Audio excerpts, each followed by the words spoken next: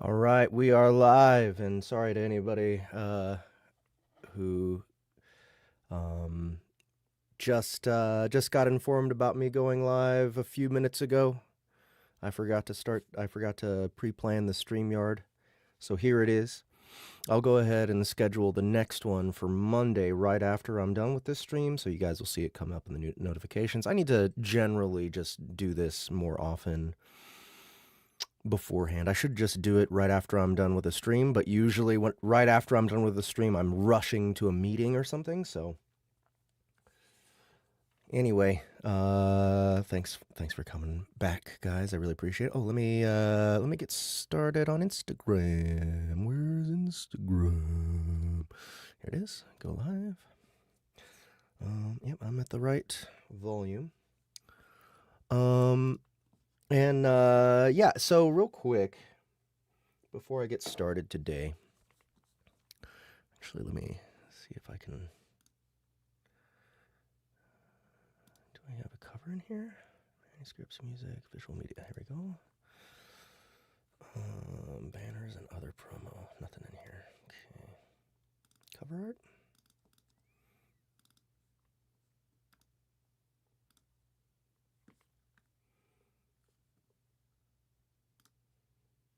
So I just wanted to do a little what do you call it? A little walk down memory lane. My girlfriend asked me to find this recording and send it to her so she could listen to it on her own. And so it led me to listen to it again. And I've been kind of like listening to it on and off over the past year or so. But this is from an audiobook and a cinematic audio, really, that we did back when we first launched the Soundbooth Theater platform. Deep Madness, Shattered Seas. It's based around a board game called Deep Madness. It's kind of like it's like a hack and slash, but it's like deep sea mining facility, eldritch horror, lots of monsters. It's real campy and gory and messed up, and but it's also fun, you know. And uh, I'm really proud of what we did with it. But there's especially this one song that's in it. The first time you encounter it is like I think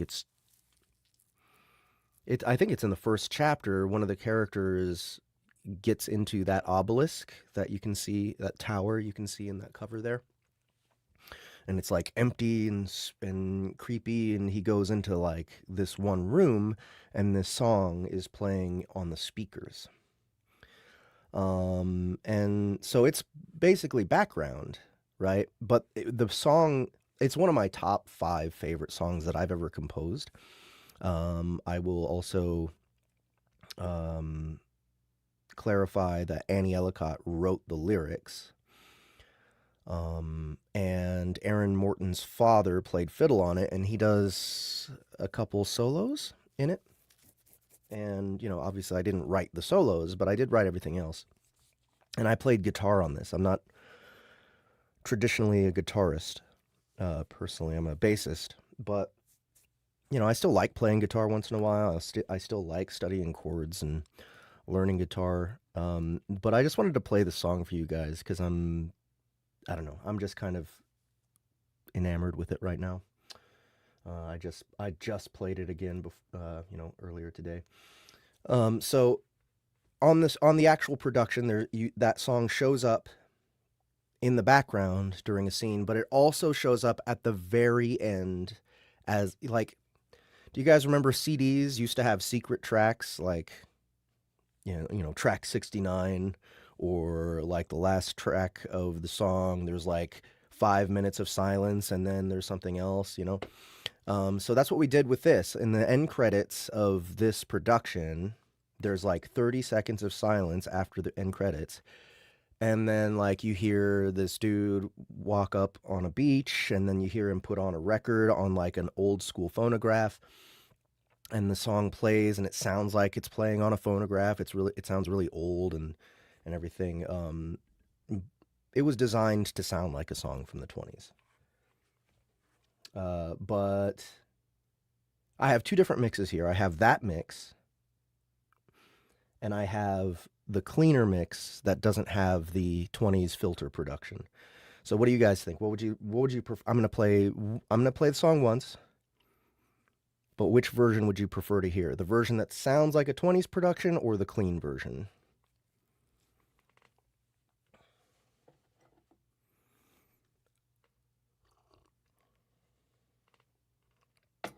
Andy says 20s version. We need more votes. Clean says Matthew. 20s says Goddess. 2-1 so far.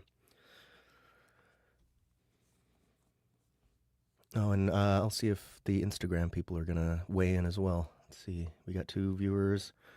Yeah, Instagram people, you let us know as well which one you would prefer, the 20s version or the clean version. Okay, 2-1. 3, 4, 1. All right, 20s version. Here we go.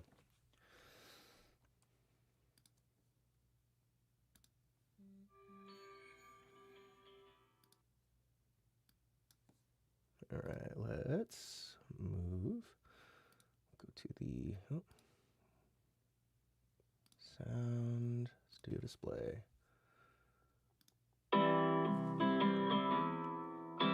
You guys hear it?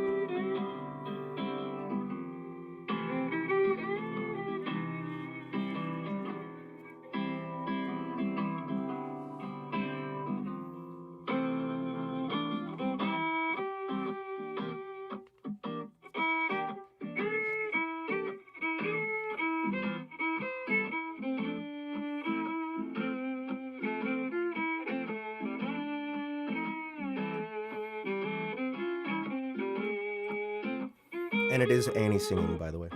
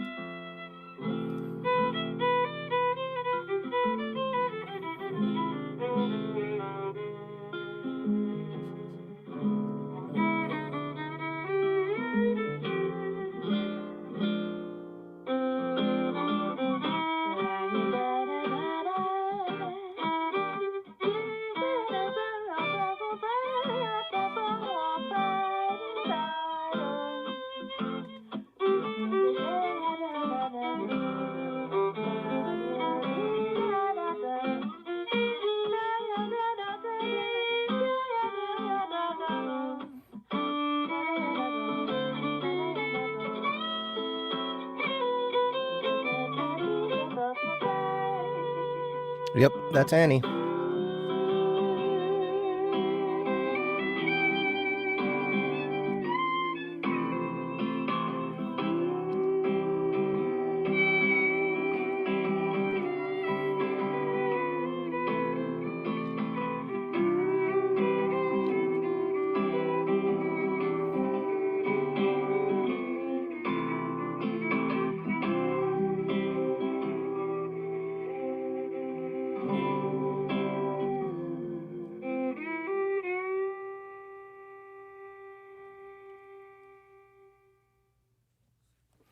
Oh, man.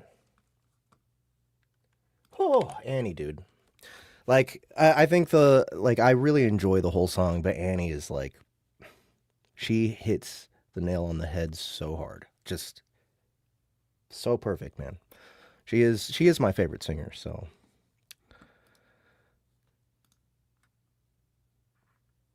Yeah, Matthew Burt says the whole Deep Madness had that BioShock kind of vibe. Right. And I mean, obviously that's kind of some inspiration that we took from it, right? Um I love BioShock's actually my very favorite video game. So, yeah, you're welcome. Thank you guys for listening for a sec. All right, so before we get started, just want to remind you guys that there is the Dungeon Crawler Carl Crocodile graphic novel backer kit going right now. $1.25 million in just 2 days? Just 2 days? I mean, we could do a whole, maybe I should do that one day. What do you guys think about that? Just me doing a stream where I go find all of my favorite music productions that we've done over the years, and we do just kind of like a 2-hour listening session. I could bring Aaron Morton on, I could bring Annie on, I could bring Justin on. I think it'd be cool to like pick a day that has some kind of relevance to music. Yeah, that'd be great. Oh man, here's the thing. I feel like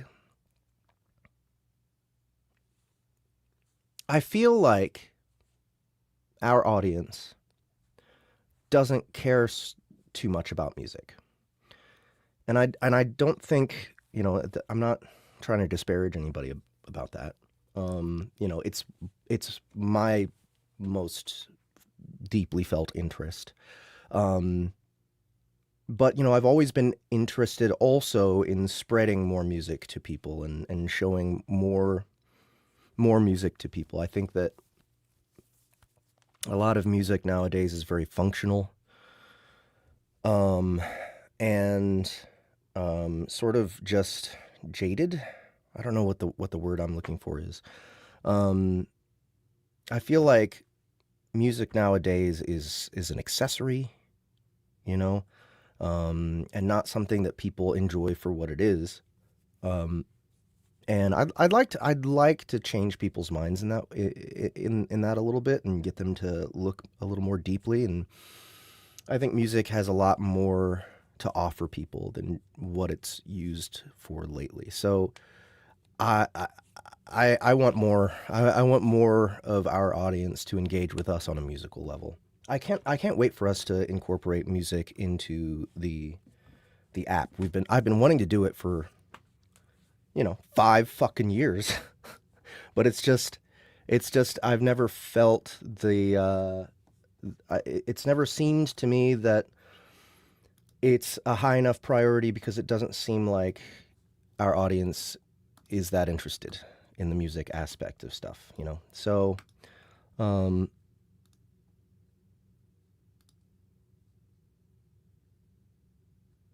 Wondercrawl was Chef's Kiss, even though it's a bit LOL. Well, I mean, like, yeah, it's a bit, yeah. And it's it's a parody, right? We didn't write it.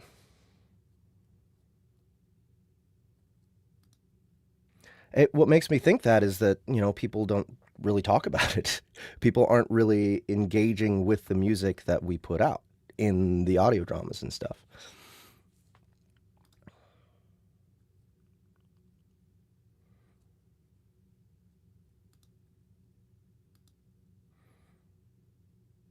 Okay. Well, the ELLC music, dude. All right.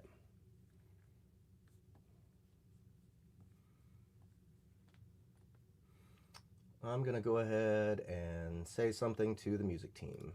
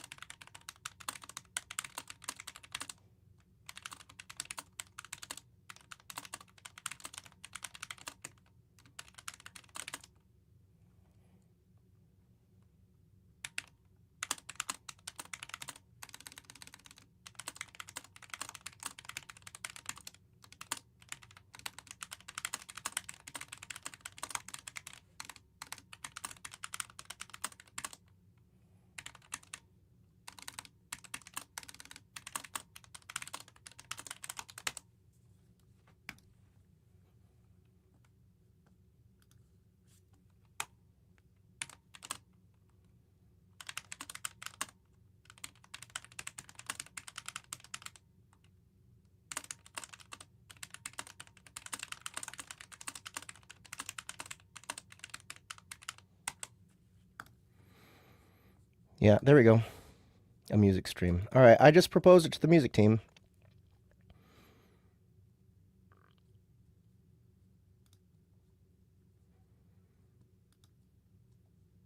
Amanda Face says, I think music tastes vary. It's not that we don't like music, we don't like the same music. Right.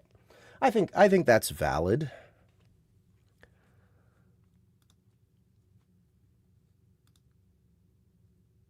Sturlock says, I'm literally listening to music of some kind every waking hour.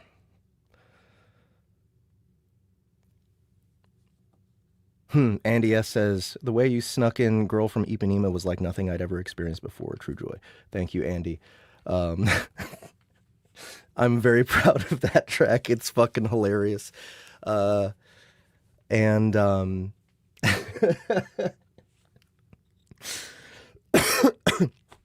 oh, Natiform, you missed it.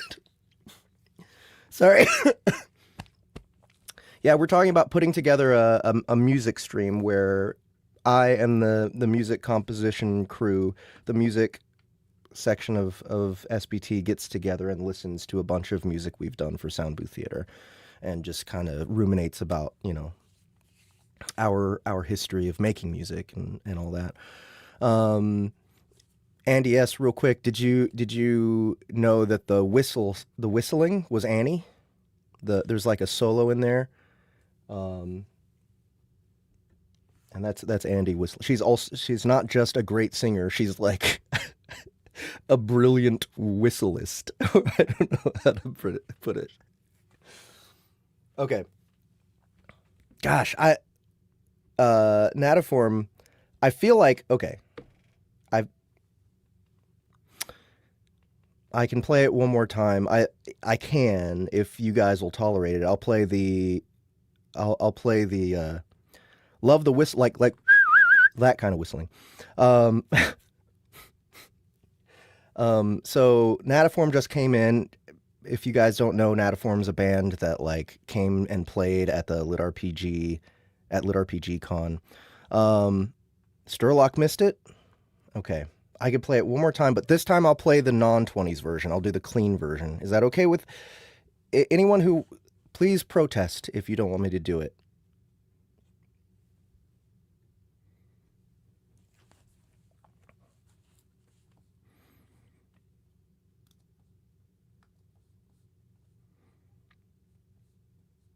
Okay. Clean. Ginger in the...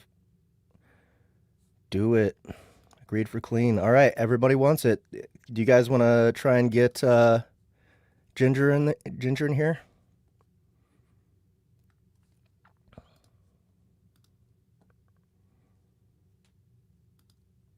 Okay. Everyone wants it. Heard. All right. I'm going to go ahead and show the cover again. Again, guys, this is for Deep Madness. If you like this song, that's just one element of this production. I'm still pretty proud of this one. This is one of our earlier cinematics.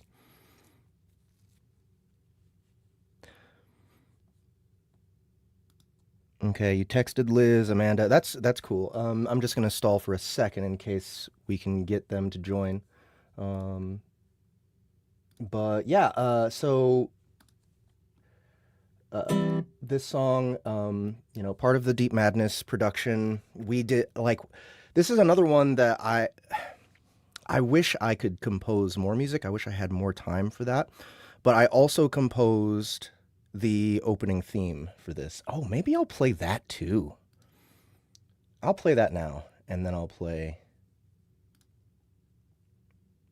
theme rough, Deep Madness Overture. Here we go. So I composed this one. I composed the melody and I composed the chord progression. And then I handed it to Aaron, and he orchestrated it and got an actual cellist to play the melody. And man, like it turned out so much better than I even imagined it could. So I composed this. I think Aaron is the reason it sounds so good, though. Really love this piece of music. So, yeah, this is an original composition. I composed it. Aaron produced it and orchestrated it and everything.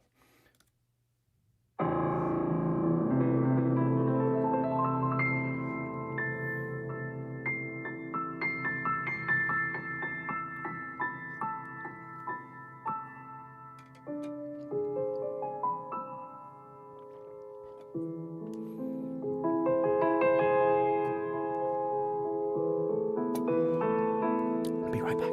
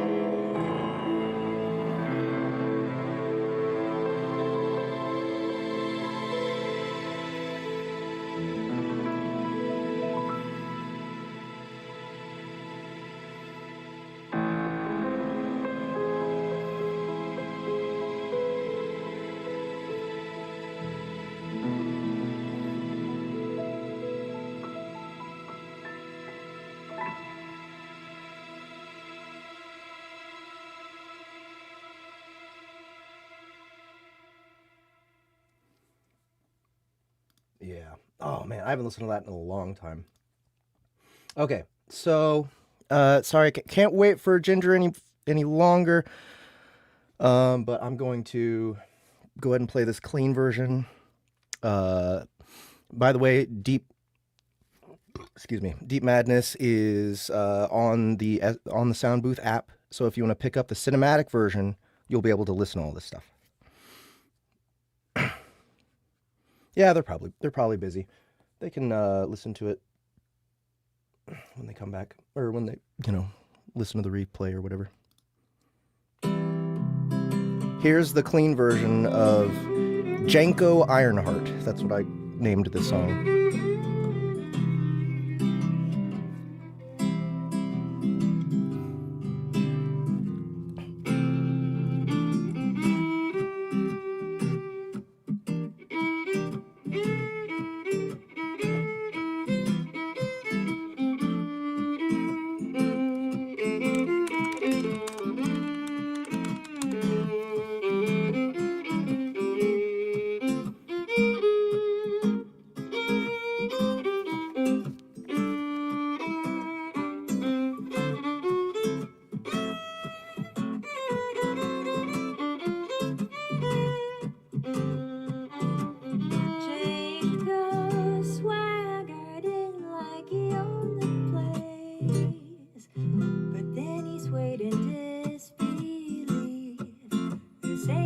life it used to be.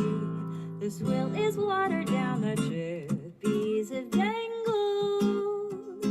Blue-nosed workers angled up to hi-hats and jelly beans. What a grummy scene. So he had to blow. Got a wiggle on and cruised along, looking for another hole with Django on the radio. Flappers and jalopies, a Jack Juice juke joint, ain't it just the fairies? A dewdropper's daydream, it's a beautiful thing.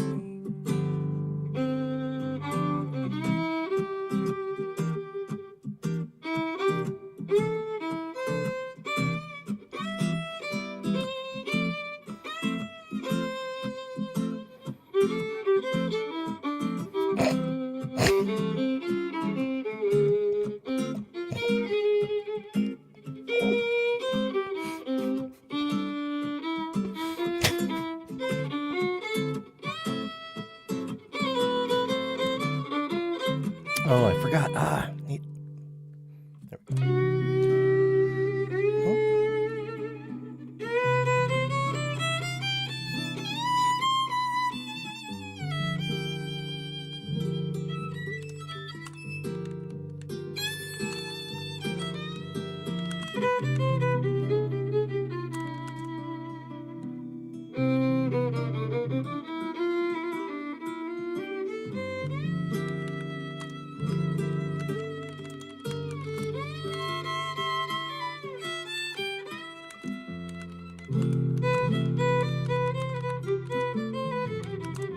There we go.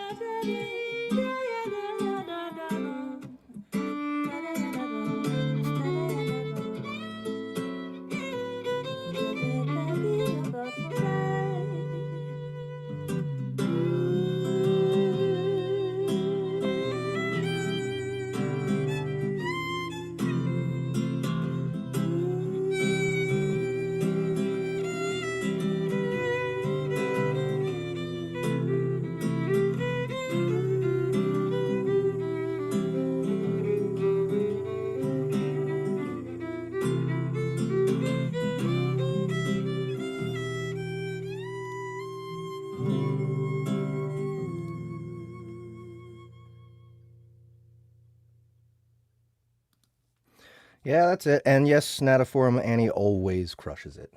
All right, so let's get some recording done. I've stalled enough, guys, and thank you for your patience to anyone who wasn't necessarily into the music. But I'm glad to have, like, how's she harmonizing? Like recording, extra tracks. James Askew, am I live? Yes, you are live, I think. Yeah, I don't know which version I like better, honestly. I love the extra vibe that the 20s production lends. Ooh, someone. Okay, awesome. People in Instagram are listening too. Great. So Matthew, you like the clean one better?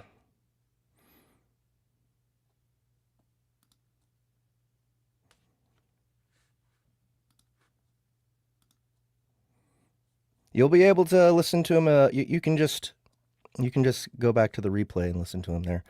But yeah, took up the first half hour with some music and some talking.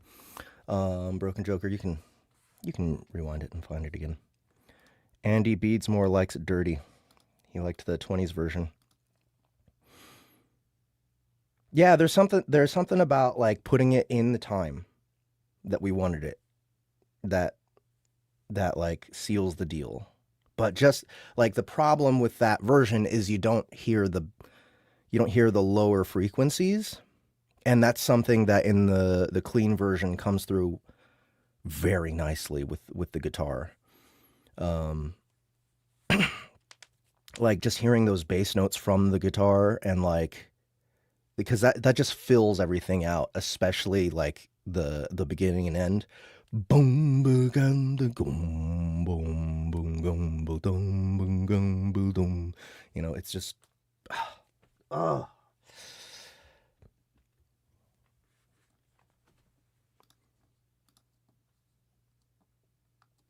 Anyway, that's that. Let's get back to some damn DCC. I tossed the ball in the air and caught it. It had a good weight to it, which meant I could fling it much farther. All right. We want to go to A here.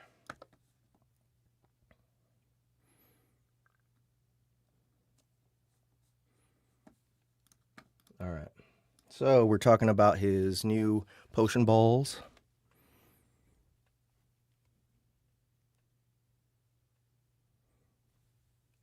Oh, dude, have you got... Oh, my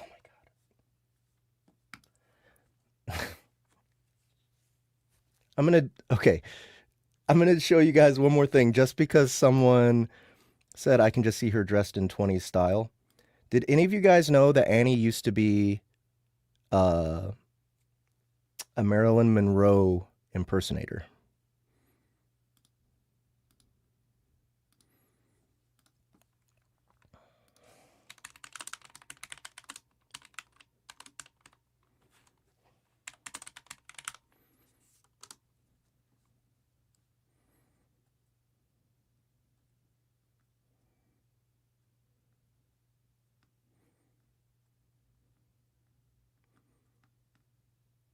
Why is this not coming up higher?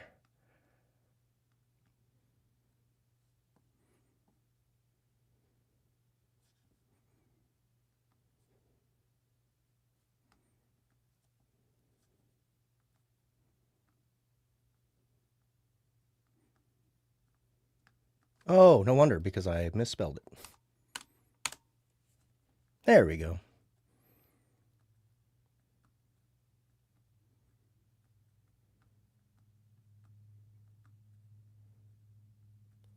Ah, it's still not showing up. Maybe I can just search Annie Ellicott. Go to her. Did she take it down?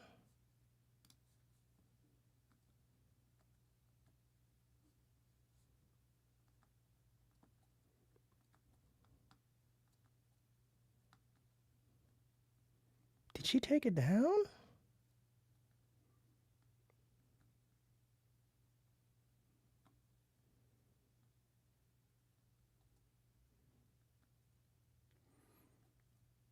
Maybe she did. I wonder why she would do that.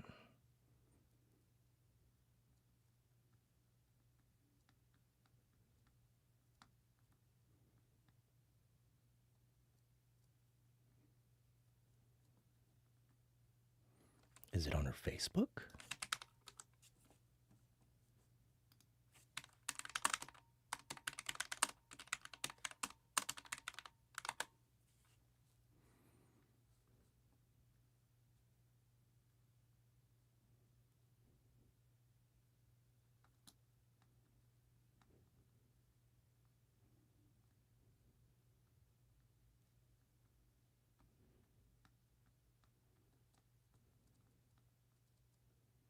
I don't know where to find it.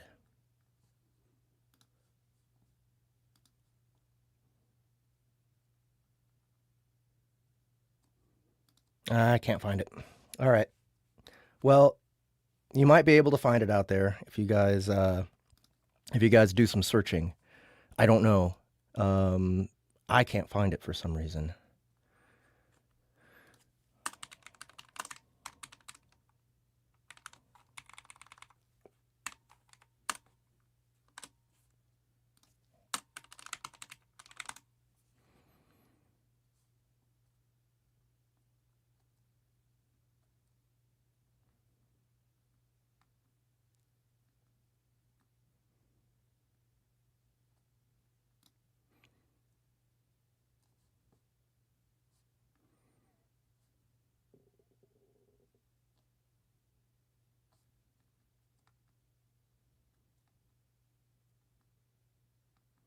Yeah, I don't know, guys. It's out there somewhere. This is the internet.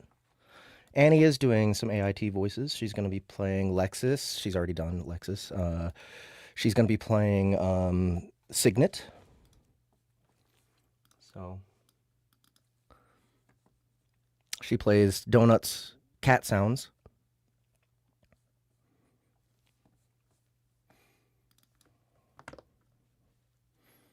Okay.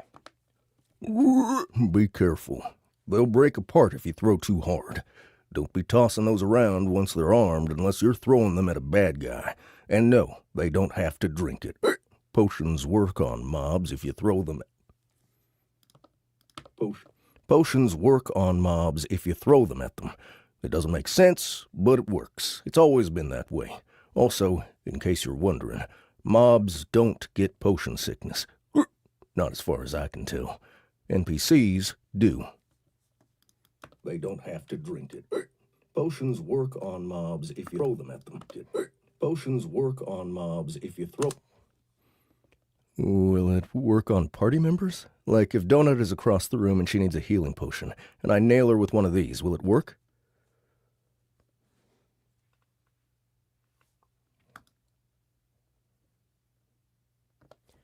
You will not be lobbing balls at me, Carl. My word. Do I look like a cocker spaniel to you? You will not be lobbing balls at me, Carl. My word. My word. Do I look like a cocker spaniel to you? Let's try again. You will not be lobbing balls at me, Carl. My word. Do I look like a cocker spaniel to you? Each one of those just does not work. My word. My word. My word. My word. You will not be lobbing balls at me, Carl. My word. Do I look like a cocker spaniel to you?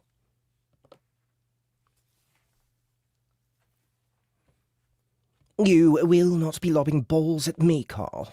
My word. Do I look like a cocker spaniel to you? I don't know. I don't know if any of those worked. You will not be lobbing balls at me, Carl. My word. Do I look like a cocker spaniel to you? You will not be lobbing balls at me, Carl. My word. My word. Do I look like a cocker spaniel to you? You will not be lobbing balls at me, Carl. My word. Do I look like a cocker spaniel to you? You will not be lobbing balls at me, Carl. My word. Do I look like a cocker spaniel to you? I think that's the closest. You will not be lobbing balls at me, Carl. My word. Do I look like a cocker spaniel to you? You will not be lobbing balls at me, Carl. My word. Do I look like a cocker spaniel to you? I think that one's it.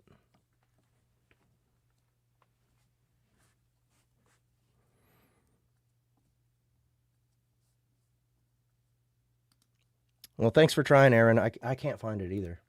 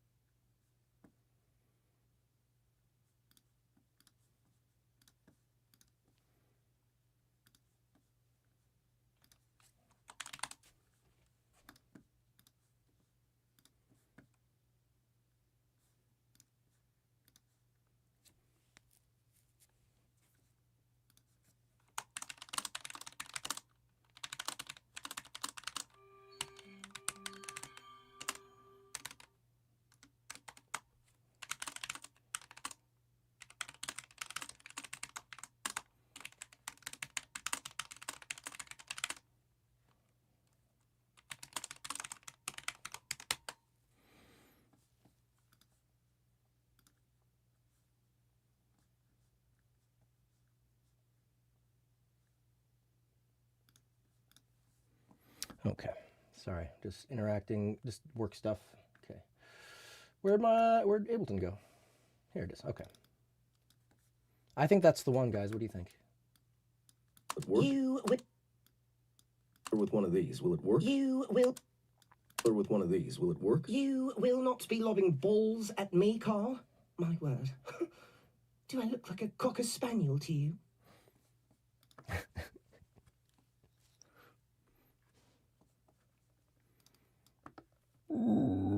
No, I doubt it. Not on other crawlers. That would work on NPCs, though, now that I think about it. It'd probably work on Mongo. Spaniel to you? No, I doubt. Throughout the day, I'd received a handful of achievements, but I'd only been awarded one prize from a gold looter box. It ended up being yet another determined value skill potion. I drank it and moved it to my inventory. Nope. I drank it and moved to my inventory. Not much had changed. I still couldn't see an actual monetary value of my items, but I could now see the rarity of items. I filtered it so I could only see unique items. I only had one. It wasn't Carl's doomsday scenario, the about-to-explode nuke. That was listed under pretty damn rare.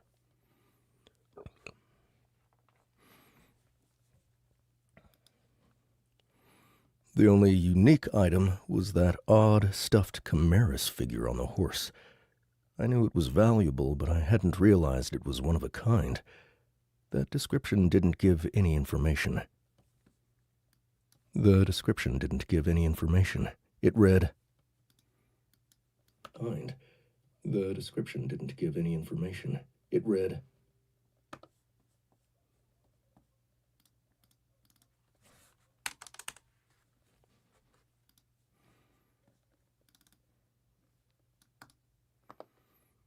Stuffed Chimeras figure with tags. It's impossible to accurately portray Chimeras's usual I hate this and I hate you scowl, but this collectible beanbag makes a valiant effort. It was still listed as my most valuable item. The about-to-explode bomb was at the very bottom of my value list.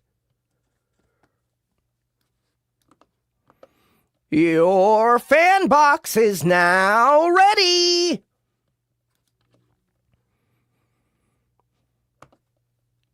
Carl, hurry up and open yours so I can do mine. Carl, hurry up and open yours so I can do mine. You know what? You go first.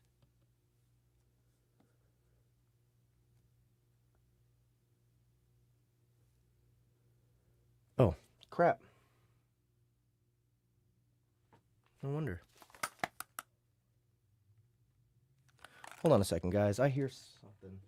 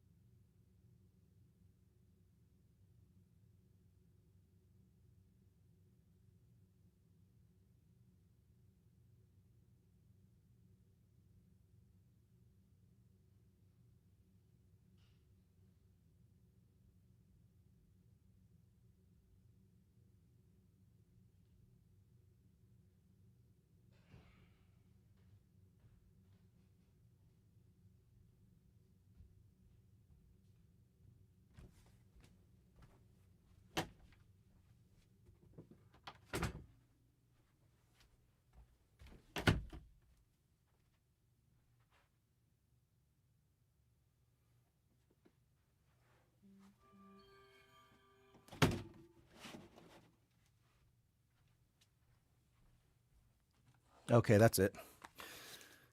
I just forgot to close my air conditioner vent. then open yours so I can do mine. You know what? You go first. Let me see if it's still in there.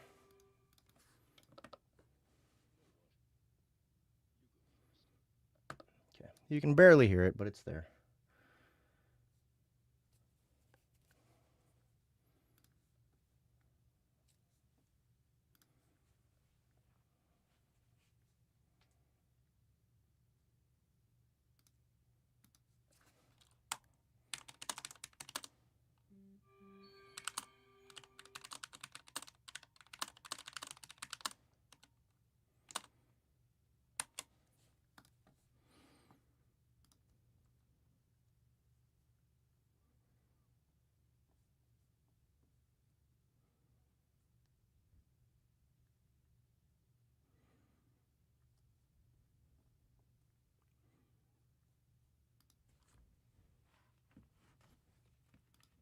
Donut pee-pee dance engaged.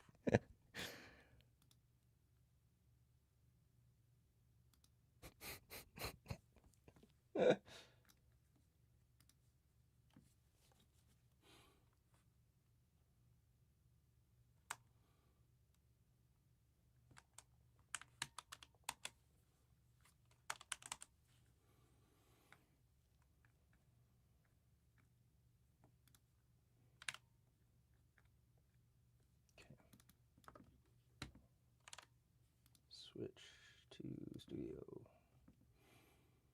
There we go. You go first. Yes! First. Yes!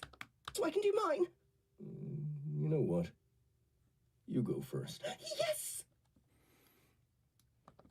When you're done with this, I want to when you're done with this, I want to show you guys what I've discovered with the rail system.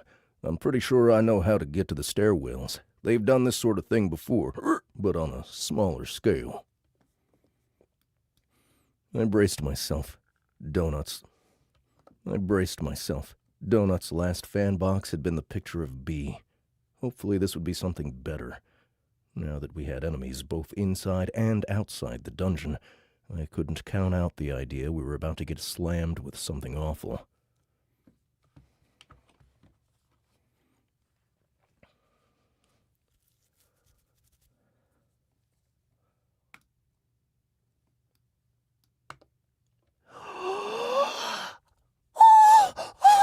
Oh my God! Thank you! Thank you, everybody! I love you all so much! Oh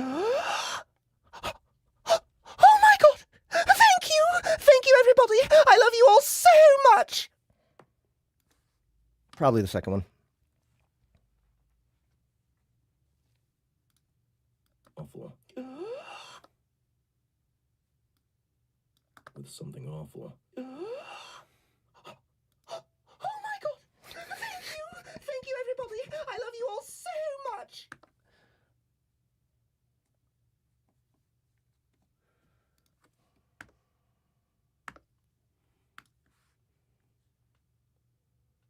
Okay.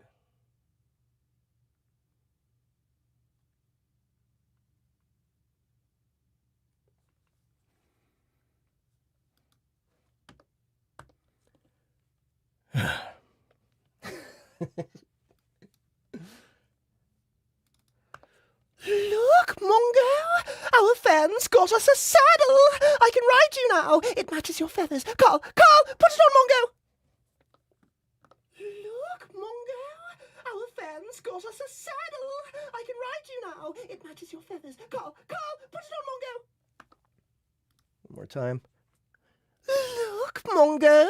Our fans got us a saddle! I can ride you now! It matches your feathers. Carl, put it on, Mongo!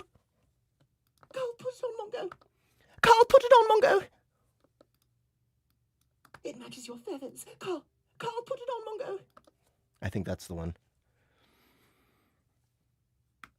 Look, Mongo! Our fans got us a saddle! I can ride you now! It matches your feathers. Carl, put it on, Mongo!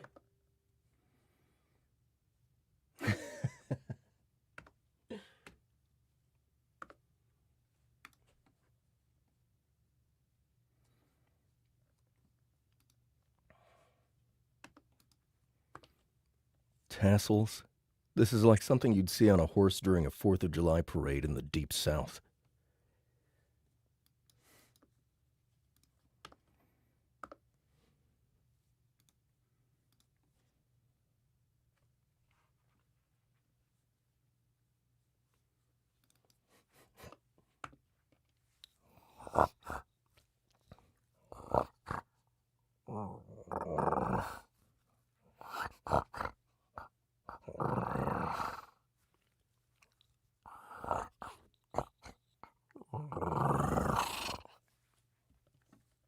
That might be it.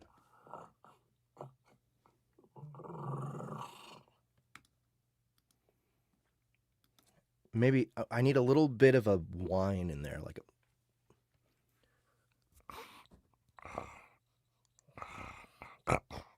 no.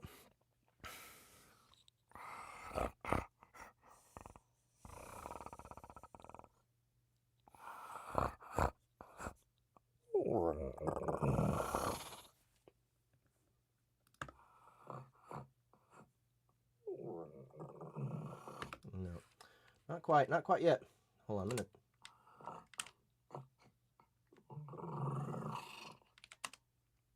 Let's put that here.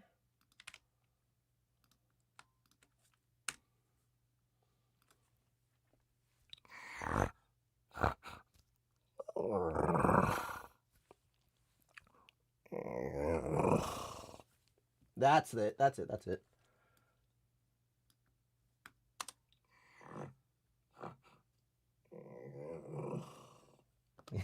Yeah.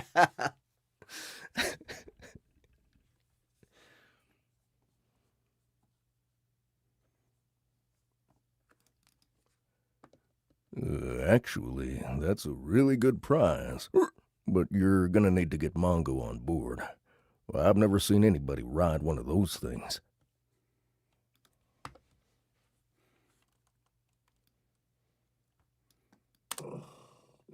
Actually, that's a... Enchanted Mongoliensis saddle, adjusted to fit cat species. Magically affixes itself to the dreaded Mongoliensis, turning everyone's favorite murder chicken into a mount. Murder chicken into a mount. That's fine. Okay. Riders in the saddle are afforded the following bonuses. Plus 15% to all offensive spell damage. Anti-piercing resistance. In addition, the saddle gives the following bonus to the attached Mongoliensis. Plus 20% constitution. Plus 20% melee damage while saddle is occupied. Plus 20% melee damage while saddle is occupied. Plus 20% melee damage while saddle is occupied. Constitution. Plus 20% constitution. Plus 20% melee damage while saddle is occupied. Excuse me. So, Donut gets bonus damage to her spells, and Mongo gets 20% more constitution? And so, Donut gets bonus damage to her spells, and Mongo gets 20% more constitution. Fuck.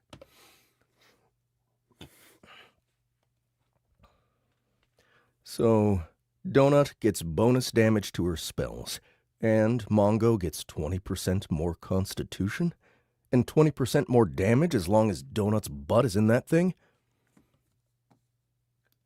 and 20%...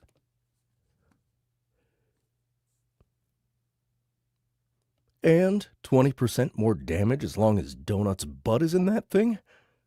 I like the constitution buff, but I don't like the idea of Donut sitting on his back while he's fighting.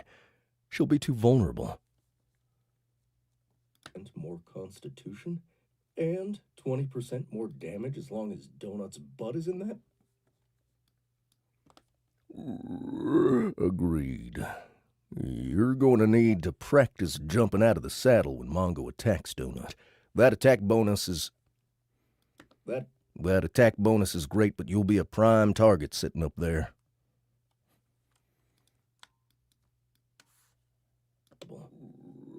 Agreed. You're going to need... Yeah. Put it on him, Carl. Yeah. Yeah. Put it on him, Carl. Yeah. Put it on him, Carl. Yeah. Put it on him, Carl. There. Yeah. Put it on him, Carl.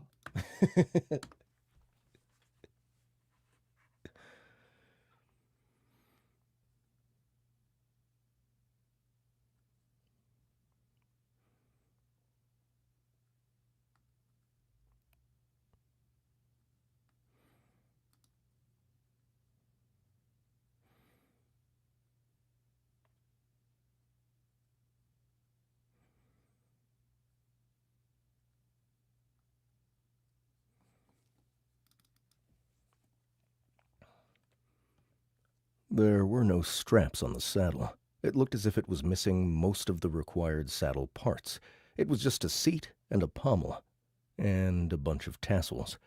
There were no reins. I had no idea how Donut was going to stay on, or how she was going to control the dinosaur once she was on.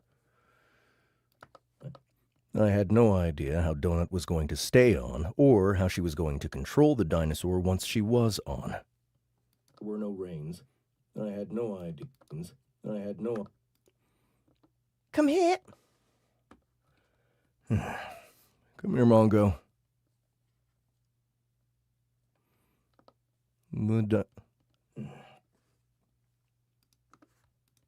The feathered dinosaur cocked his head to the side and then grunted, backing away. I tossed him a curly fry. He snapped it out of the air.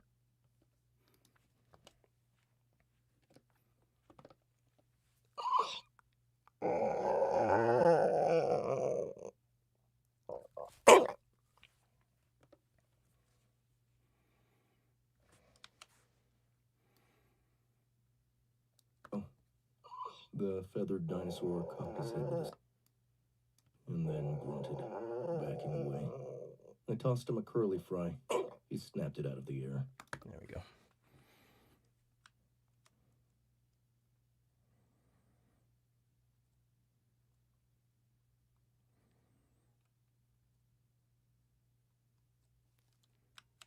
Yeah, it's a copyright issue. We're exclusive. The audiobook is exclusive to Audible.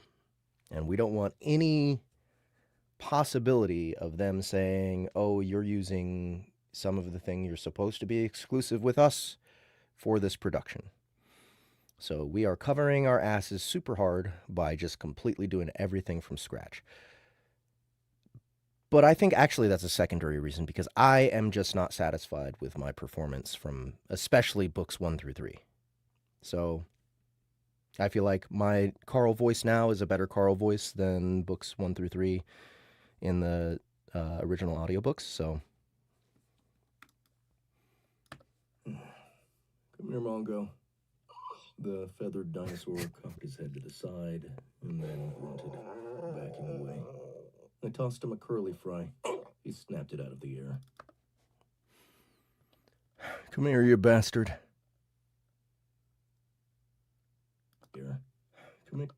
Come here, you bastard. Oh, don't be mean, Carl. Don't be mean, Carl. Mongo, listen to Uncle Carl. Come here, you bastard. Don't be mean, Carl.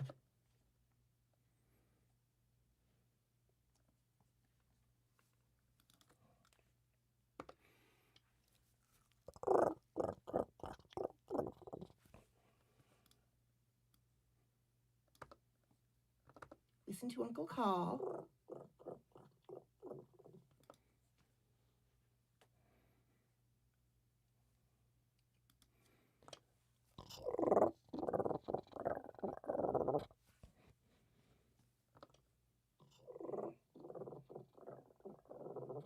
I like that better. Listen to Uncle Carl. Carl.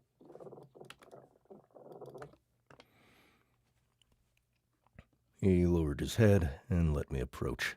I placed the saddle onto his ridged, feathered back, and it clicked in place.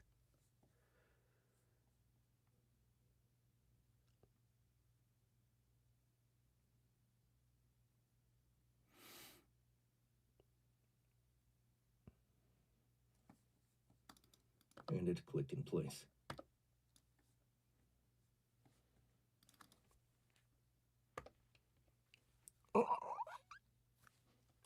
Oh my God. I'm so proud of that sound just now. Clicked in place. In place.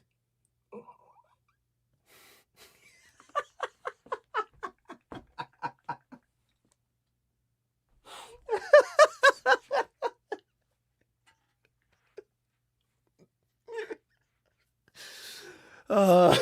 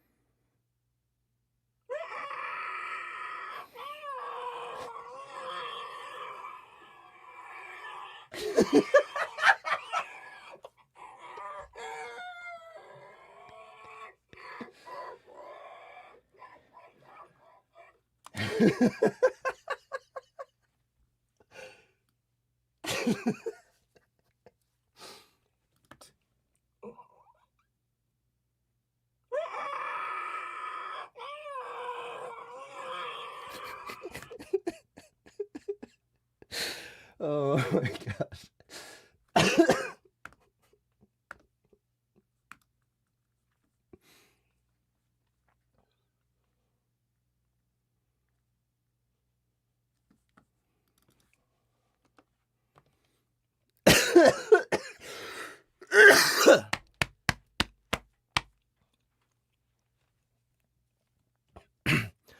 Uh, uh, maybe you should wait until he gets used to it before attempting to ride him.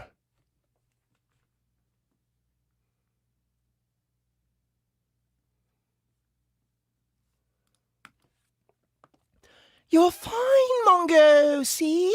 Now, Carl, open your box. You're fine, Mongo, see? Now, Carl, open your box.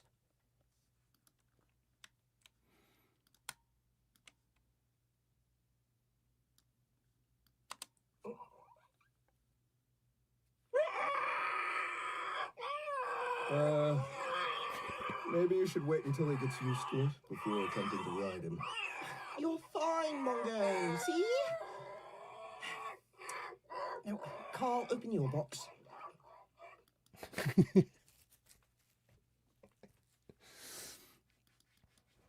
All right, still need to keep going.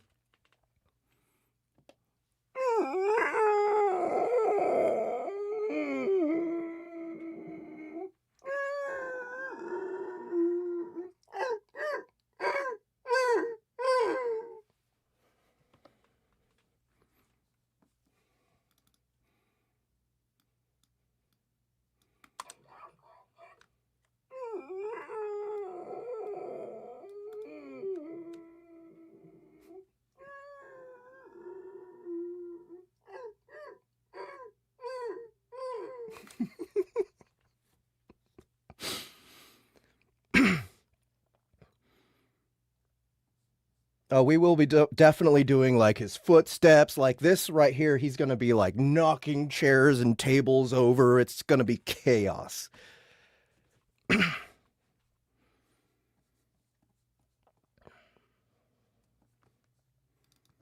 Yeah, sure.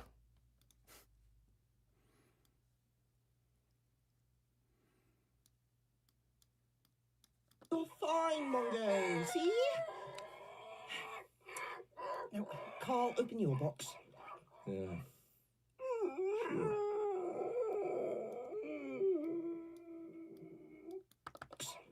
Yeah. Sure.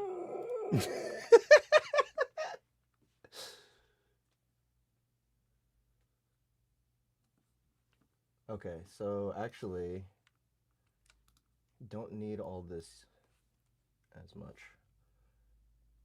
but I can always come back. Sure. Yeah. Sure. For a long moment, nothing happened. The lights to the room dimmed. Colored lights flashed. Mongo rushed to Donut's side. We all stood from the kitchen counter, all except Mordecai, whose frog face had suddenly taken on a stony expression.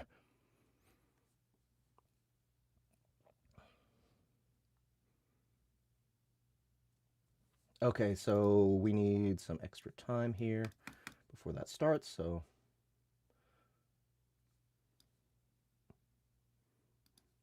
Okay, and then...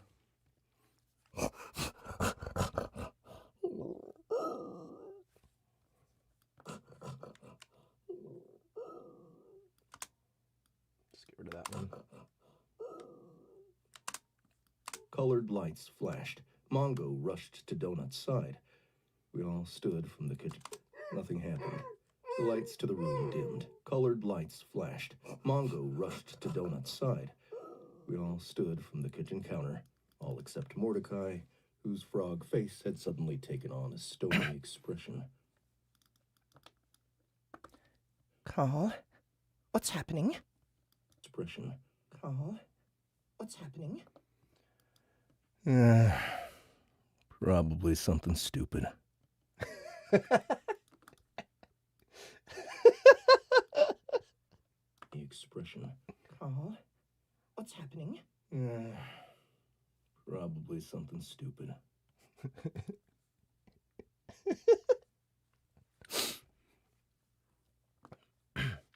Ladies and gentlemen, it's time for your favorite segment of Dungeon Crawler World, the Prize Carousel! Something stupid. Something stupid. Ladies and gentlemen, it's time for your favorite segment of Dungeon Crawler World, the Prize Carousel!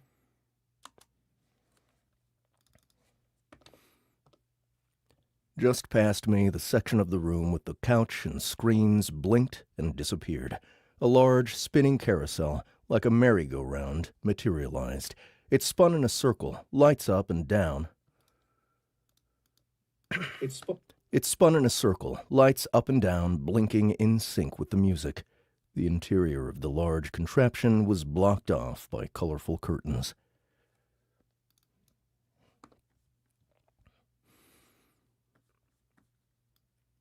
Here's your host. It's the Dungeon Darling, giver of prizes, slayer of gods, former crawler champion. It's Chaco the Bard. It's Chaco the Bard.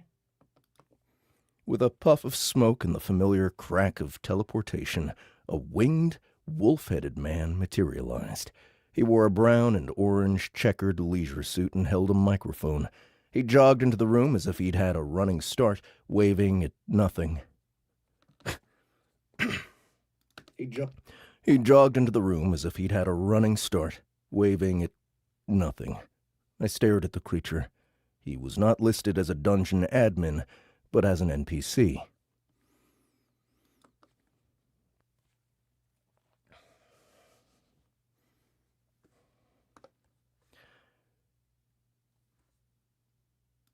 Chaco, Terralycos, Songbard, level 66, host of the Prize Carousel.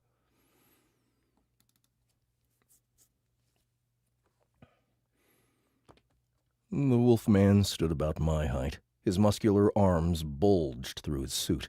Katya, Donut, and I looked at one another, bewildered. All right.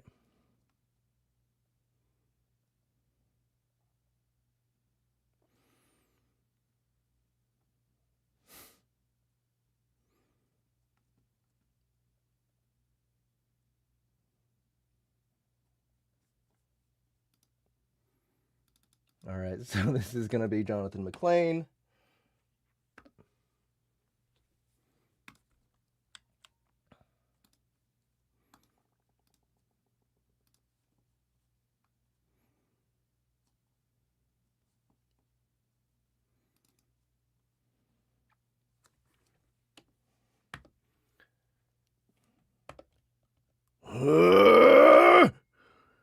You motherfucker! You motherfucker! You motherfucker! I need to take a lot of takes of this one. You motherfucker! You motherfucker! You motherfucker! Gotta, like, do the throwing.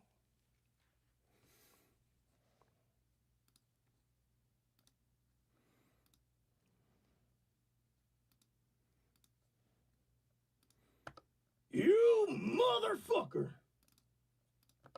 You motherfucker! You motherfucker! You motherfucker! You motherfucker! You motherfucker! Yeah, I need a vast collection of you motherfuckers. You motherfucker! You motherfucker! Ooh, I think I like that one. You motherfucker! Oh, man. All right, let's go. I'm going to see what you guys think. I'm going to go through one more time. The long mothers are good. I agree. All right, so number one. I'm going to get your guys' opinion. Let's vote on this. Number one. You motherfucker! Number two. You motherfucker! Number three. You motherfucker! Number four. You motherfucker! Number five. You motherfucker! Number six. You motherfucker! Number seven. You motherfucker! Number eight. You motherfucker!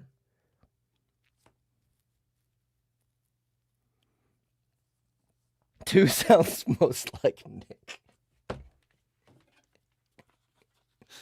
3 or 5, Amanda says. 4 or 8, Matthew Lackey says. 3 or 6, 1, 4, 8, 4, 6, 8. 4 or 6. 8 is great too. 4 or 1.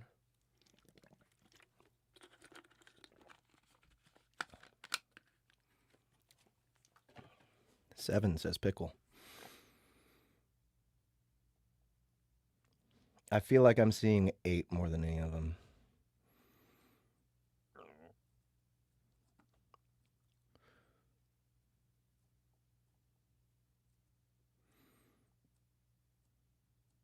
And 4. I'm seeing 4 and 8 more than any of them.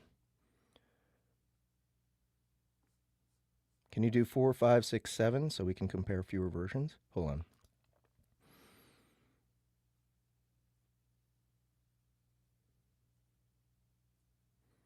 Am I wrong in assuming? Okay, it seems like 4 and 8.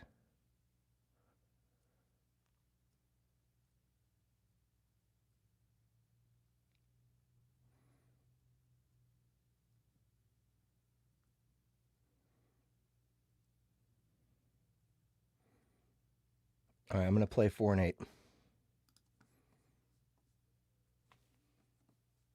Well, okay. The reason I draw it out is because he's picking up the chair and throwing it.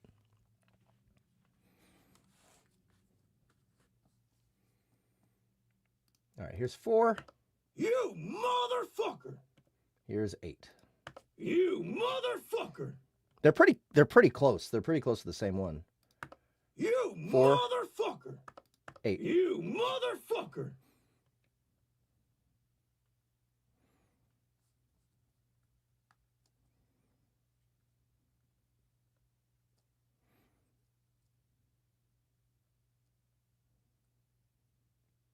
He does throw the chair with his tongue.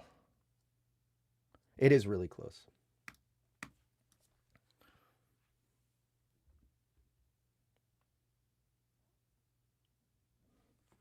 Four sounds like he's in mid-throw. You motherfucker! You motherfucker!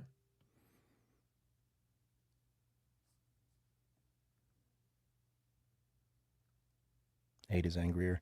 Yeah. I feel like it's going to ruin the performance, though. I think it would be more realistic to be like, you motherfucker! You know, but like you can't use an F with your tongue sticking out.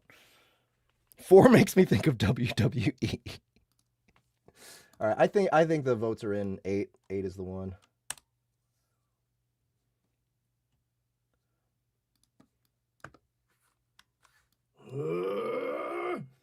You motherfucker! Maybe I'll do a croak here instead.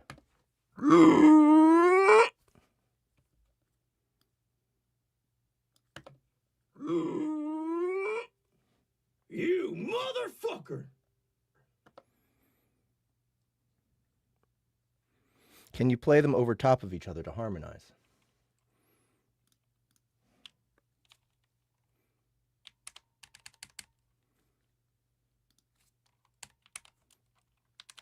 Ah.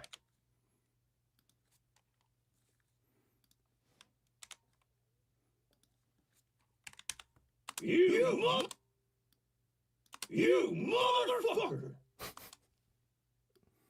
You motherfucker! There you go.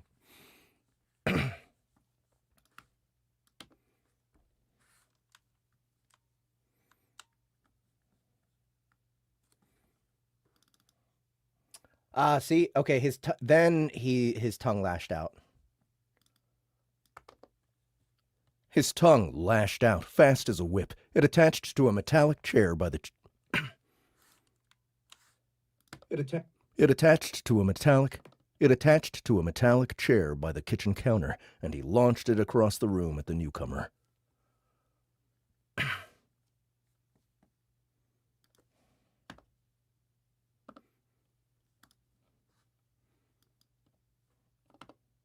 The chair froze in midair, a quarter of an inch from Chaco's head. It had been flung so hard that it would surely have broken the guy's skull open had it been allowed to connect.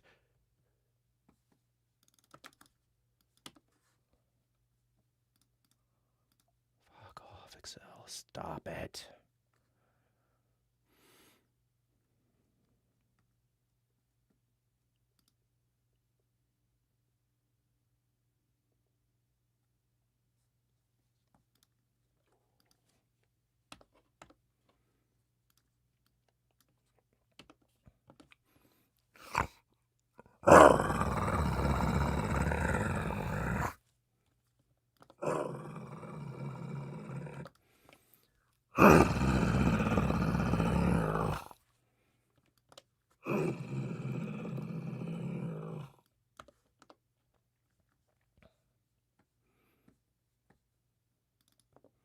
Realizing he'd been saved, Chaco slowly stood to his full height.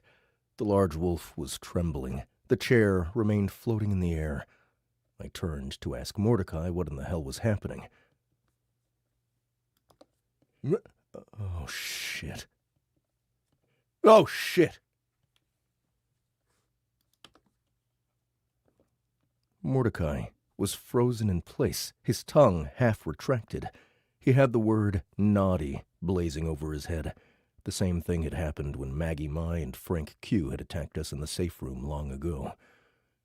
Mordecai knew better than that. What had he been thinking? The naughty blinked twice, and to my horror, Mordecai himself blinked and disappeared. To my right, the room with manager over it also disappeared. The floating chair became unstuck, and it clattered loudly to the ground. The stupid music continued to blare. The carousel twirled and twinkled. Did we just lose Mordecai?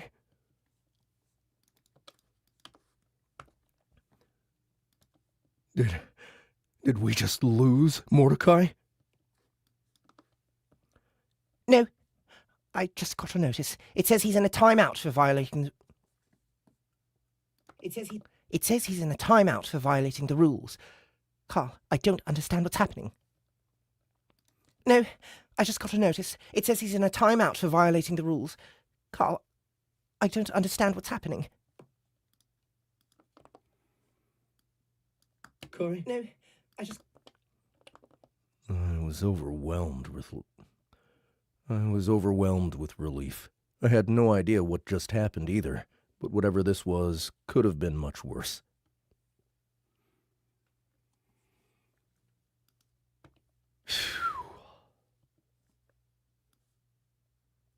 What's happening?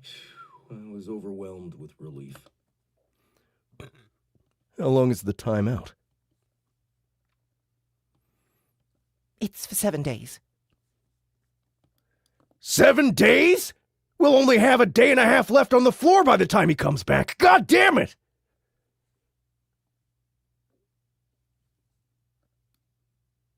It's for 7 days. 7 days?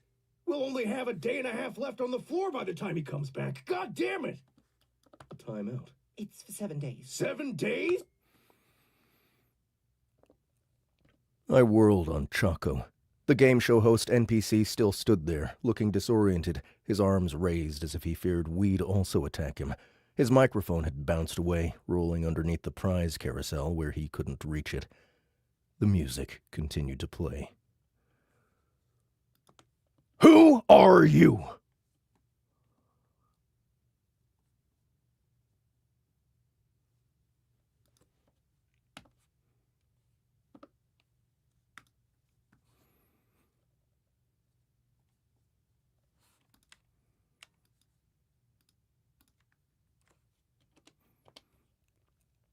I was overcome with the urge to pound this guy in the face, but I knew that'd end badly for me. Are you the only one who hosts this show?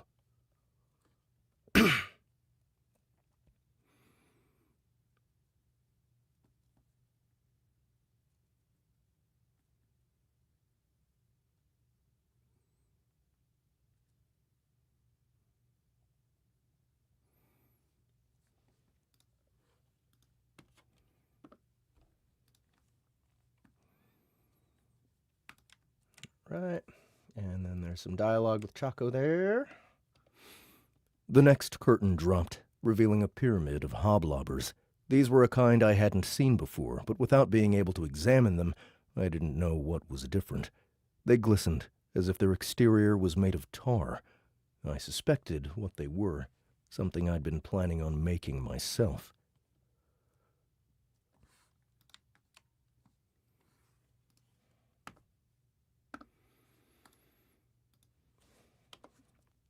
A pile of books appeared. I could see it was a random collection of English-language books, from 50 Shades of Grey to what appeared to be a Canadian phone book. 2,000 books was a lot of damn reading. It'd take me a long time to get through it all, and I'd have plenty of trading material for the mole men.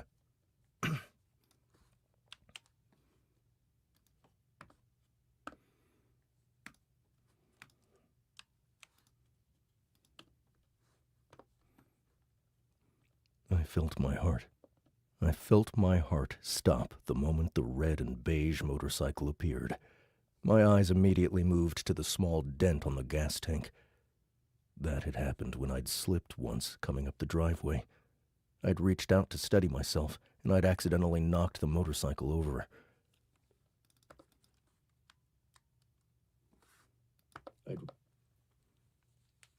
I'd reached out to steady myself, and I'd accidentally knocked the motorcycle over. My father had never been physically abusive. Except that day.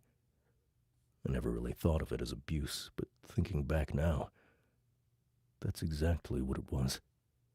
He'd spank me so hard with a belt that my underwear had soaked through with blood. I could still feel the sensation of it peeling away. My mother had cried, told him we were going back to Texas. My mother had cried. My mother had cried, told him we were going back to Texas. But we never did. Was it really his motorcycle, or just a facsimile? I felt as if I couldn't breathe.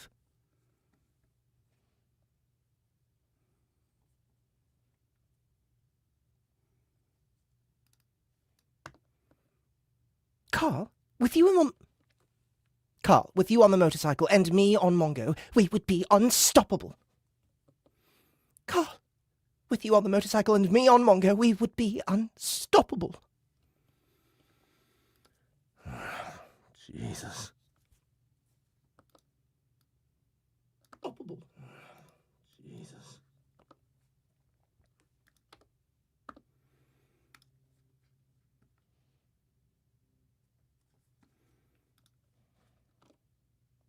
Crap. I leaned in, trying to focus. I couldn't get my mind off the fucking motorcycle. Pay attention, you idiot. At first I thought this was a magical tome, but it didn't have the telltale glow. It was just a regular book, small and leather-bound. It read, "Best Laid Traps" on the cover. Donuts! This is such a great line!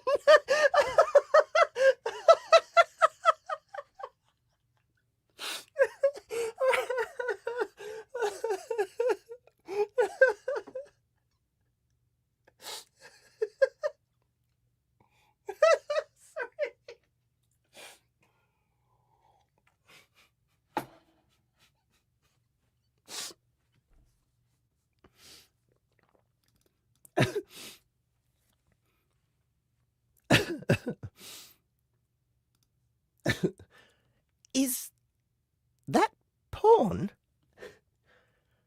Is that porn?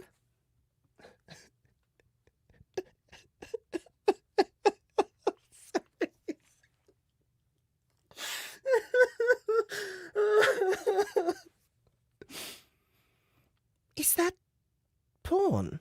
There, that's the one. That's the one. On the cover. Is that porn?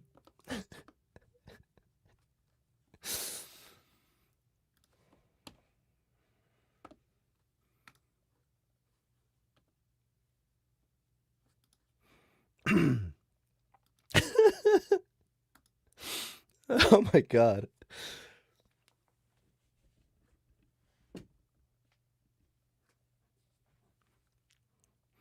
This one was similar to the last, but the book was much thicker, about the size of a large dictionary. It did not have a title on the cover, but it did have a symbol. It was the familiar A in a circle signifying anarchy. The book glinted momentarily as the carousel turned away. I couldn't tell if that was the glow of magic or the glint of light off the gold-leafed pages.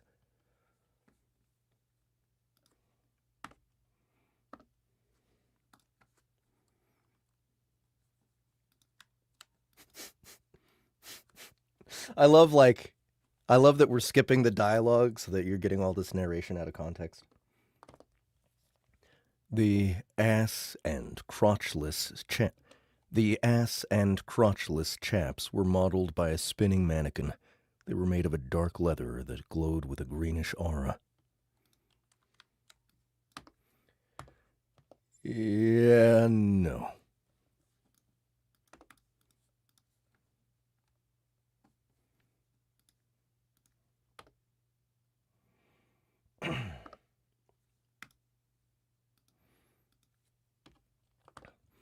I immediately recognized the potion. It was the same orange, bubbly concoction Donut had just used to raise her constitution. It was a stat buff potion. This one glowed with a twinkly aura, almost like a strobe. I wondered if maybe this was one of those +10 cosmic potions Mordecai had mentioned. Or maybe that meant Or maybe that meant it wasn't as good. I couldn't be sure. Or maybe that meant it wasn't as good. I couldn't be sure. Or maybe that meant it wasn't as good.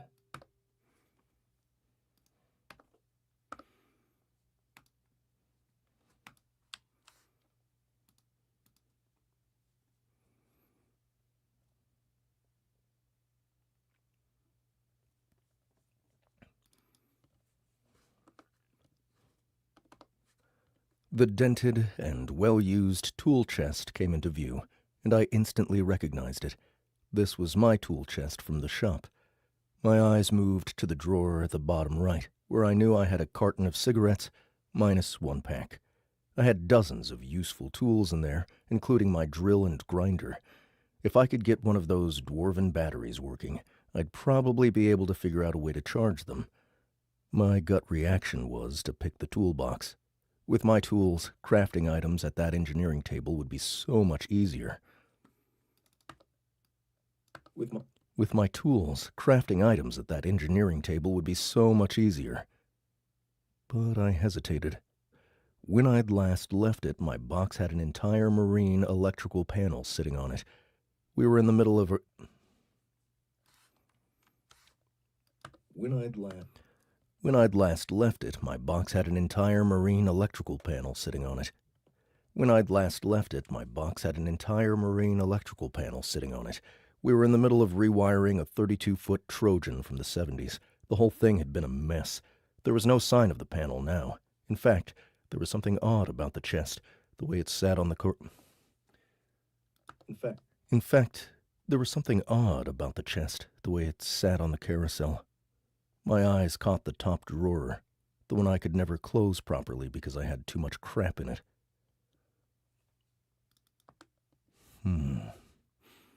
Looks empty. I had less than 90 seconds. No, let's just leave it in narration. Too much crap in it. Looks empty. I had less than 90 seconds to choose.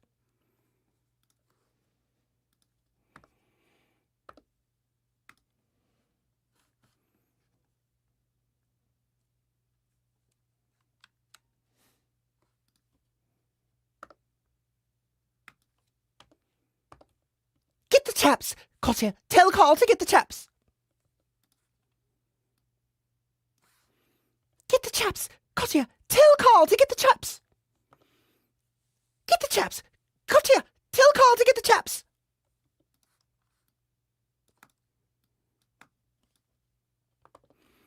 I had a sudden, irrational urge to pick the motorcycle. Not because I wanted to ride it, but so I could push it out onto the tracks and watch it get hit by a train. There were several choices that were probably good choices. I suspected Mordecai would have...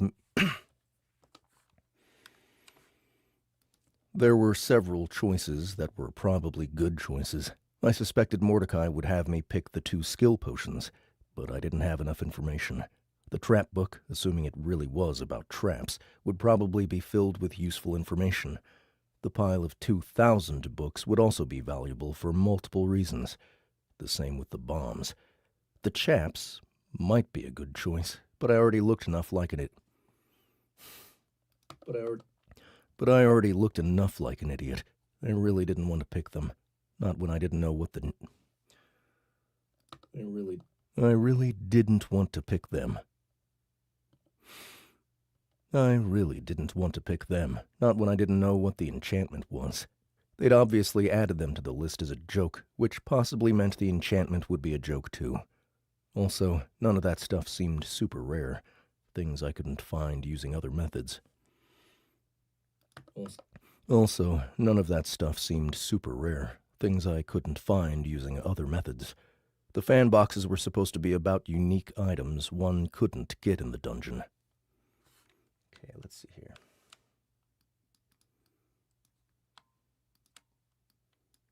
Tighten things up just a little bit. Okay, I gotta hear this. Sorry, guys. I had a sudden, irrational urge to pick the motorcycle. Not because I wanted to ride it, but so I could push it out onto the tracks and watch it get hit by a train. There were several choices that were probably good choices. I suspected Mordecai would have me pick the 2 skill potions, but I didn't have enough information. The trap book, assuming it really was about traps, would probably be filled with useful information.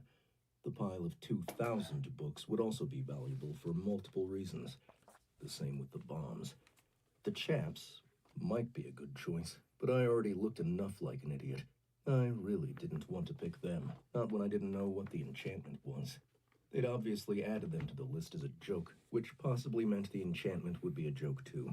Also, none of that stuff seemed super rare, things I couldn't find using other methods. The fan boxes were supposed to be about unique items one couldn't get in the dungeon.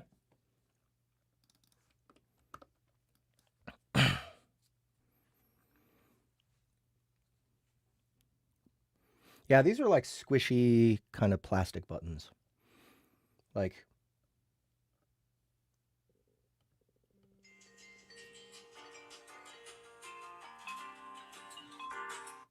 what?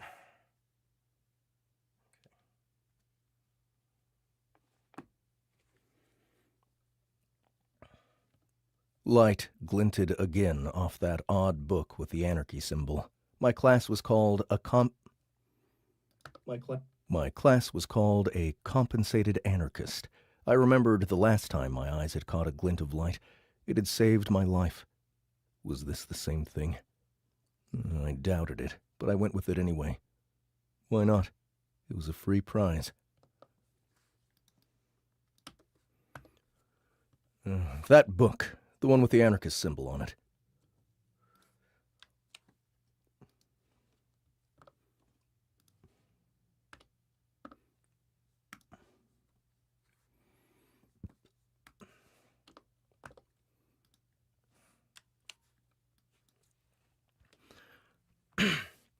The carousel poofed away, and the book remained suspended in midair. I took a step forward and grabbed the floating book. The dungeon announcer read the description out loud.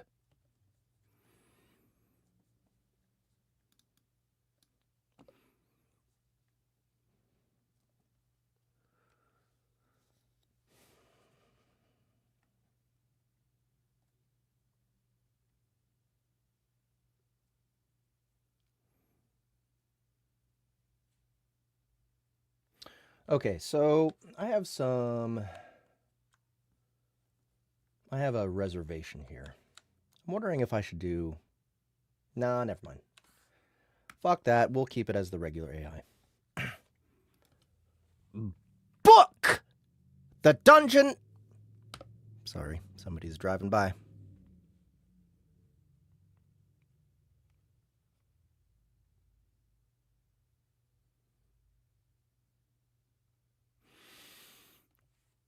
Book!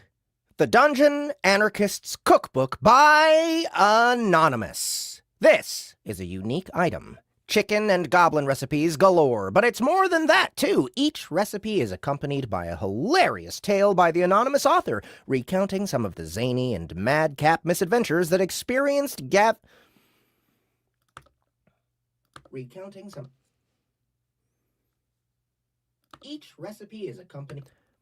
Each recipe is accompanied by a hilarious tale by the anonymous author, recounting some of the zany and madcap misadventures they experienced gathering these mouth-watering recipes. Fun for the whole family! This book is a real hoot. Book! The Dungeon Anarchist's Cookbook by Anonymous. This is a unique item. Chicken and goblin recipes galore, but it's more than that, too. Each recipe is accompanied...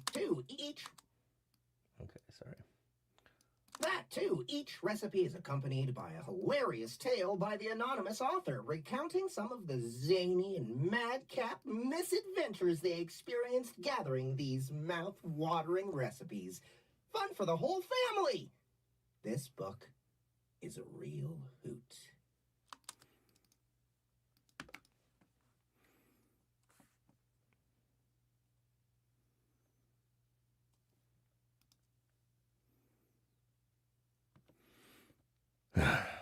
Yep.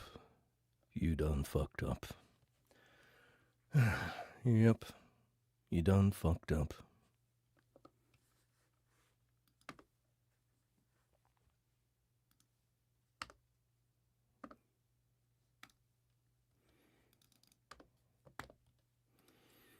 Chaco gave me a baleful glance, and he disappeared. The living area reappeared. The scent of smoke lingered. I stared at the chair on the ground.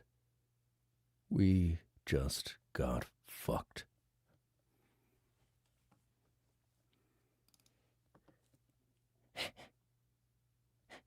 Chicken and goblin recipes? We lost Mordecai for a book of recipes? You should have picked the chaps, Carl!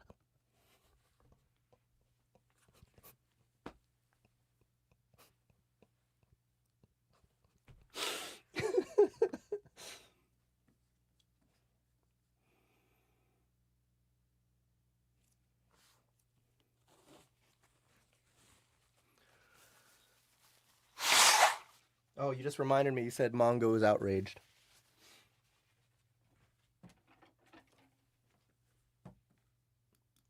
He needs to agree with her real quick.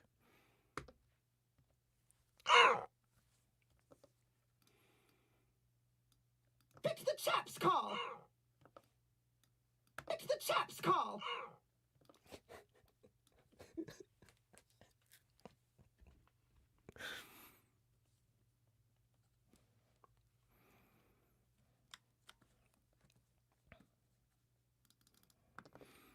I was about to toss the book into my inventory, but instead I flipped to the first page. It read,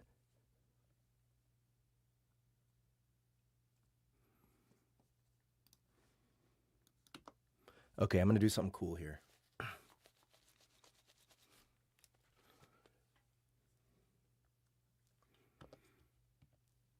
Welcome. Welcome. Welcome. Welcome. Welcome. Welcome. Welcome. Welcome. Welcome. Here we go. Welcome.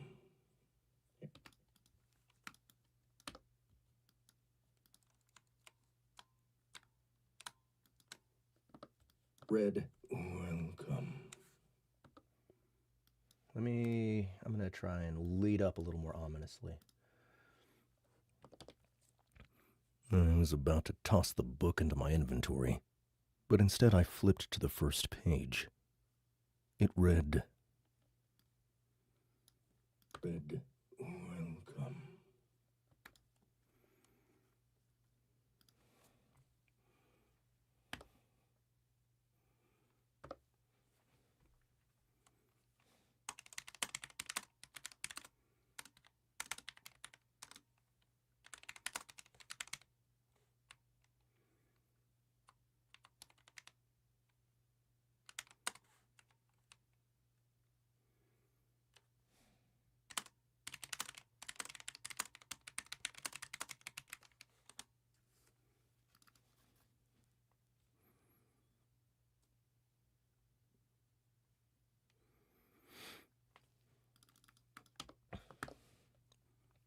I felt the haptic buzz of my escape plan skill activate. Additional words appeared on the mostly blank page.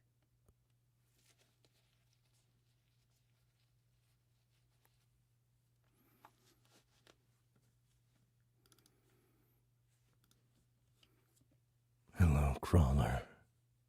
As you're about to find, this is a very special book. If you're reading these words, it means this book has found its way into your hands for one purpose, and one purpose only. Together, we will burn it all to the ground.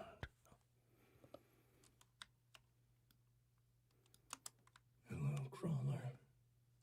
As you're about to find, this is a very special book. If you're reading these words, it means this book has found its way into your hands for one purpose, and one purpose only. Together, we will burn it all to the ground. And that's the end of the episode. Okay, what do we got? We got Jonathan McLean, Andy Parsnow, Annie, of course.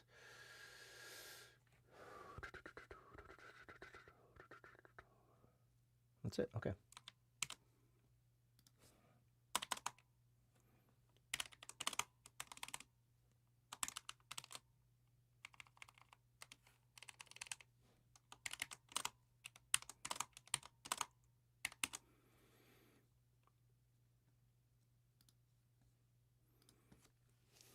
All right, finally on to episode 3.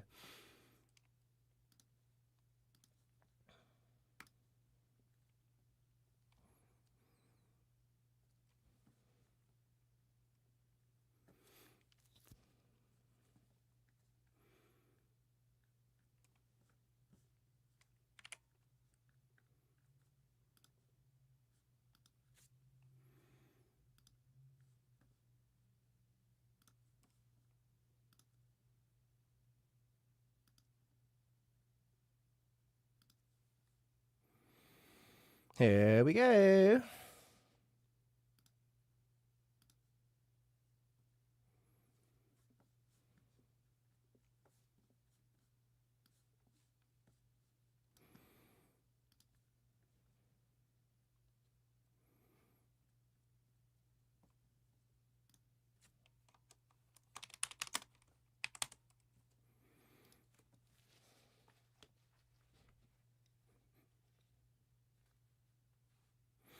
Okay, I think it's 10. It's either 10 or 11 episodes for season 3. I can't remember. Let me see.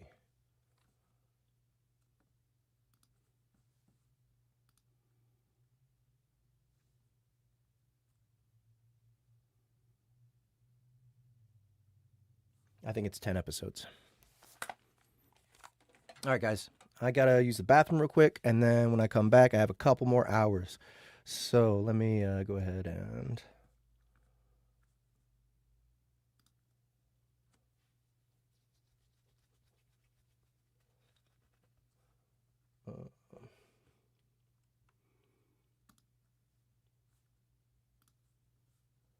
let's get this going.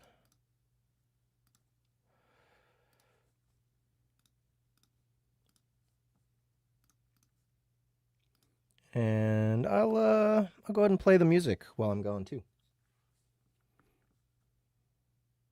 One more time.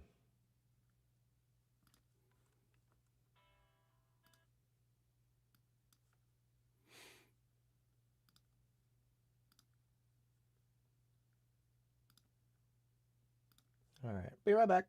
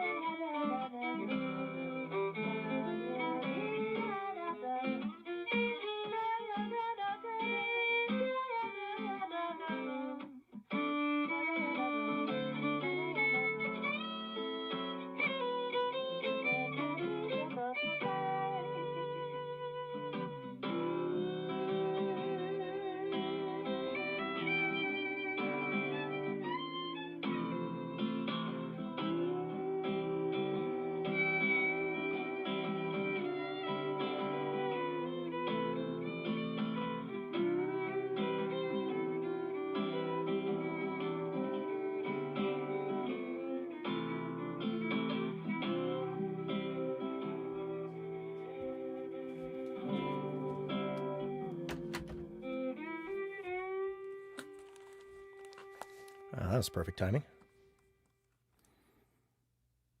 I may one day come back to JordanCon.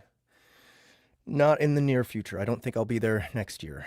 But you know, SBT likes to maintain a presence there. I've been forgetting to use my mat.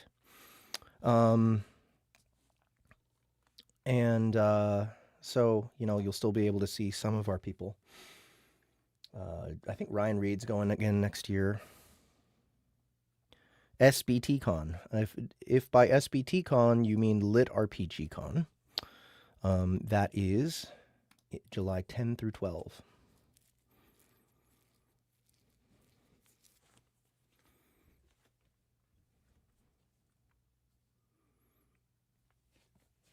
And I did get it all in the toilet, so no rage demons for me.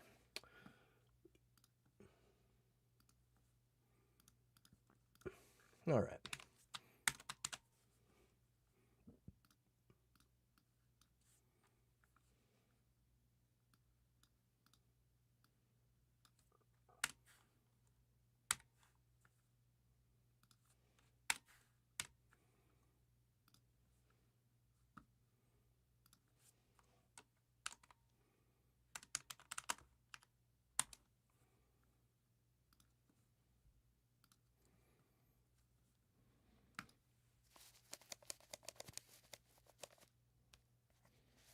Nice. Yeah, Nanoform, it'd be good to have you guys over again.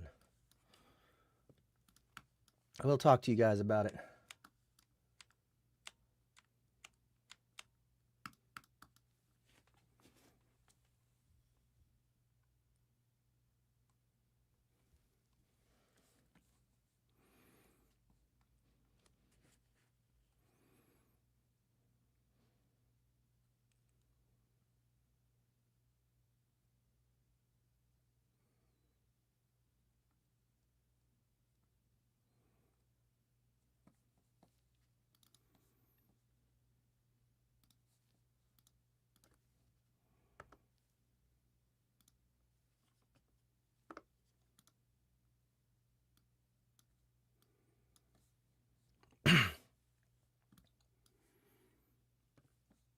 The Dungeon Anarchist's Cookbook.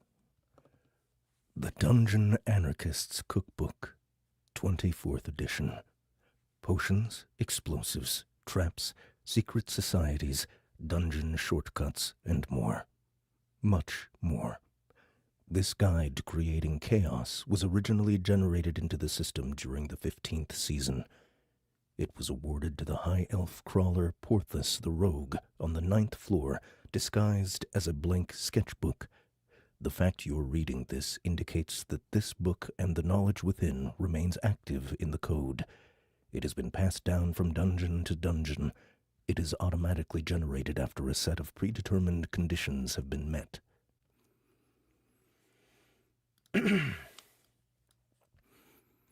It will disappear from your inventory upon death or retirement, where it will find its way to a worthy recipient in a future crawl. There is only one price for access to these pages. You must pass your own knowledge on. In your messaging menu, you will find a scratch pad. If you've yet to discover this, it is a place to mentally write down recipes or thoughts or anything else you wish to recall.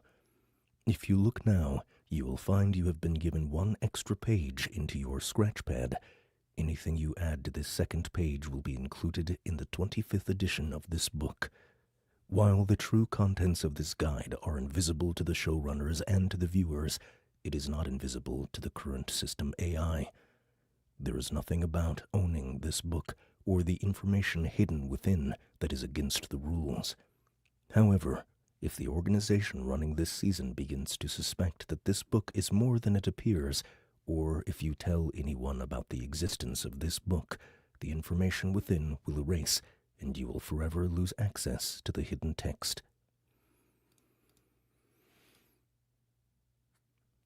By the way, I should go listen to this.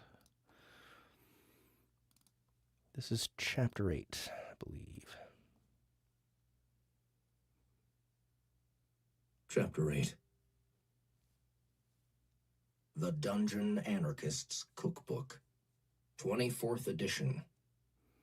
Potions, explosives, traps, secret societies, dungeon shortcuts, and more.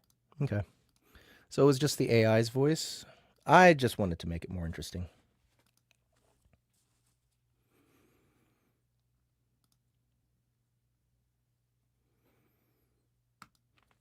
Maybe, okay, so here's something I've thought about. Maybe we can name LitRPG Con 3 CrawlCon and have it here in Kansas City.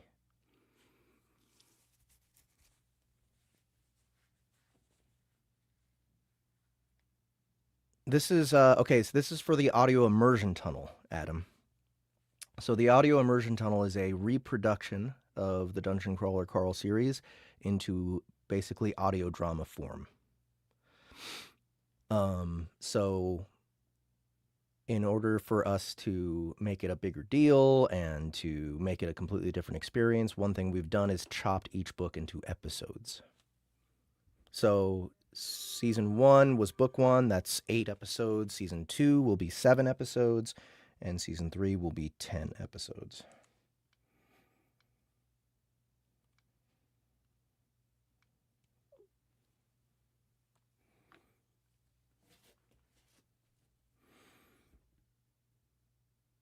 Oh my god, of course Llama of Ill Repute. If LitRPG Con 3 is CrawlCon, do we get to present our artwork to you and Matt? I'm so looking forward to seeing you guys on the UK. Yeah, I'm looking forward to that too. Denver, Kansas City, Timbuktu, just let me know where we're going.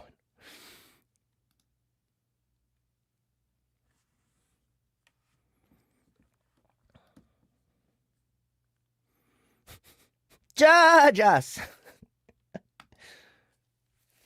Yeah, anybody not excited about the prospect of LitRPG Con 3 being in Kansas City?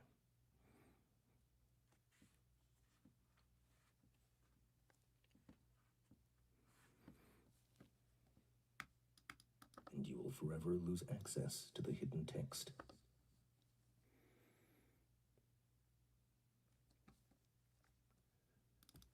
This is important. While this book's contents may be invisible, your actions are not. You must become an actor. Every recipe, every secret, if utilized, must be presented to the outside world as if you are discovering this all on your own. How you do that is up to you. Do not spend too much time staring at these pages.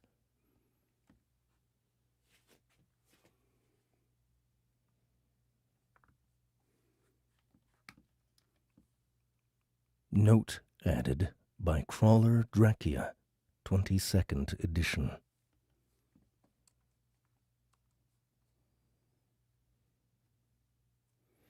Okay, I need to mess with the script a little bit here. Insert sheet rows. Okay, whatever. Don't know why you made them so huge, but okay.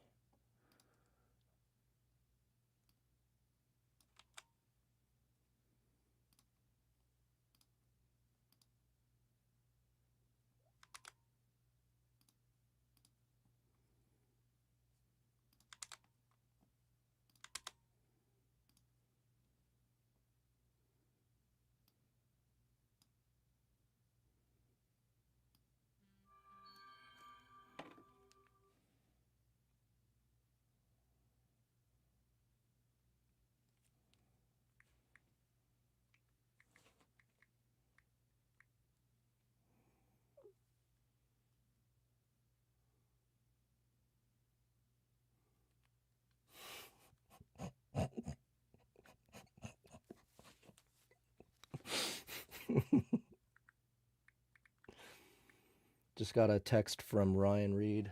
He's listening to book 6 right now. Hold on. DCC 6. The way you pronounce Spanish in this book is killing me. With a smiley face.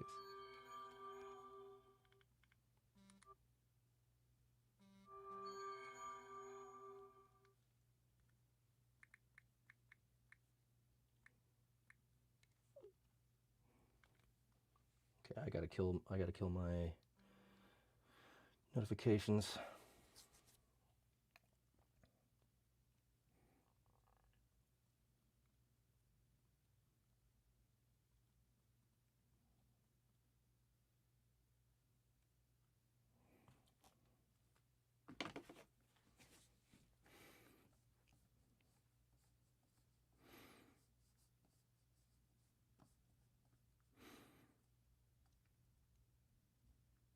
Boy Dracula. Okay, so let me go ahead. Note added by Crawler Dracula, 22nd edition.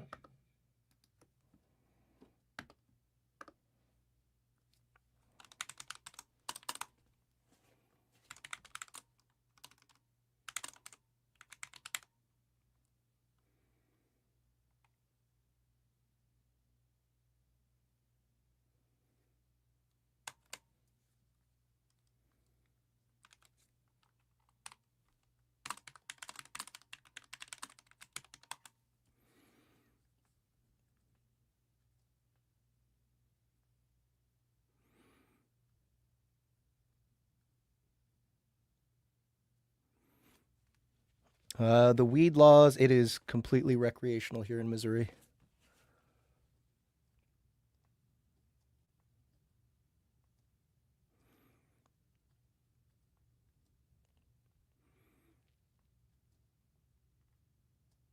Outlander, that's a good point. People will see how great KC is and want to move here and raise my cost of living.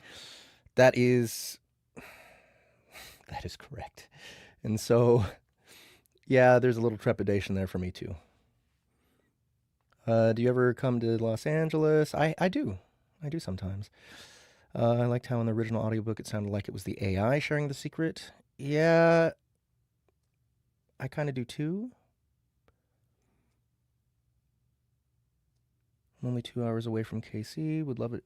Yeah, sweet. We will book 2 and 3 have continuity of the same actors for voices. Yes. Like the writers of the... Yes. Holy crap, I just listened to the sample with all the music and sound effects. It's freaking amazing. Thank you, Adam.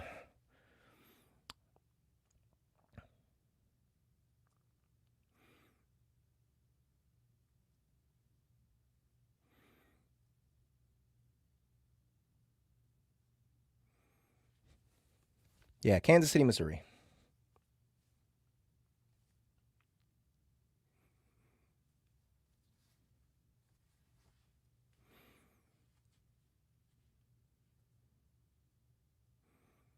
Still get the firing squad for weed in Kansas, though. Yeah, just don't go to Kansas. There's like nothing really out there that you're going to miss out on if you come to Kansas City, Missouri.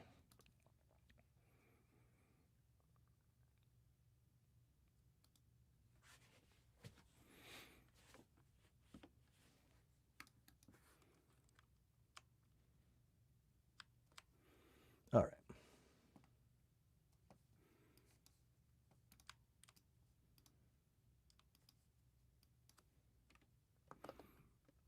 My hands shook. I closed the book and added it to my inventory. The Naga. I remembered that Audette had said the Naga hadn't run a season in very long...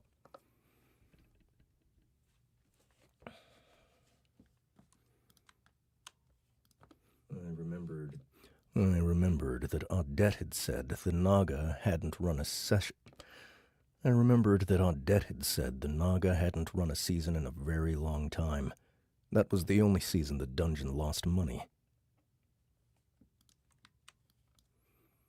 If this note was from the 22nd edition, that meant this book had been in the hands of only 2 other crawlers since then.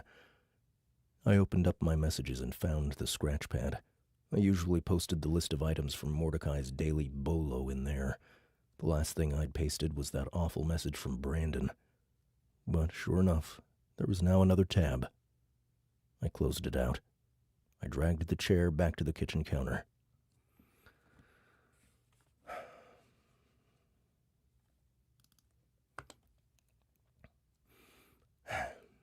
Come on, guys. We need to sleep. I gotta use the bathroom, though. Donut, I'll be out in a bit. I gotta use the bathroom, though. Donut, I'll be out in a bit.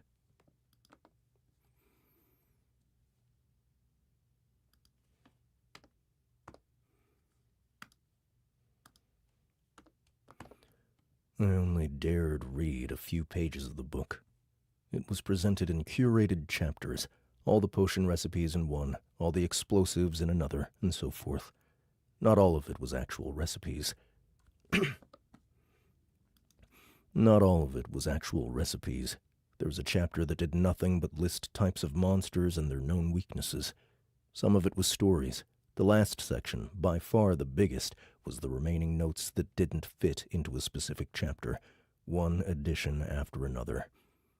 I quickly flipped through. Some crawlers filled pages and pages of text, while others only wrote a few short lines. It was going to take a long time for me to get through it all. I turned to the explosives section, and it contained a list of types of available explosives. A note caught my eye.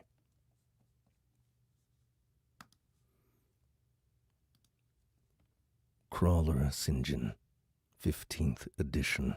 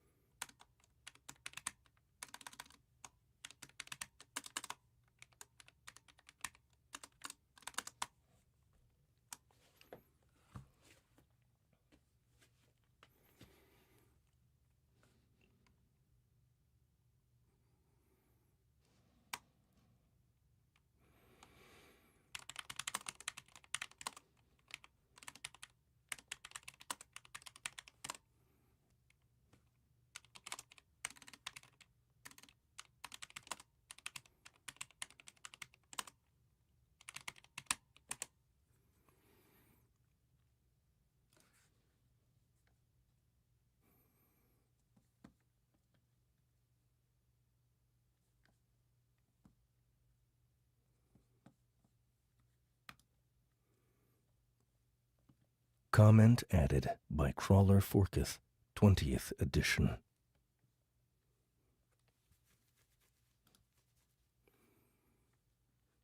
And we get Carrie.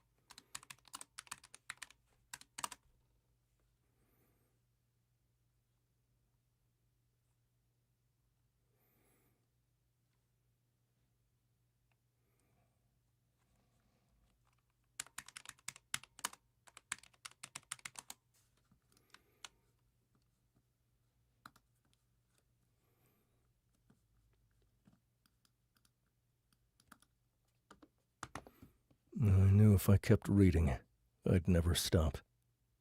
I kept thinking about the circumstances that led to Mordecai and that...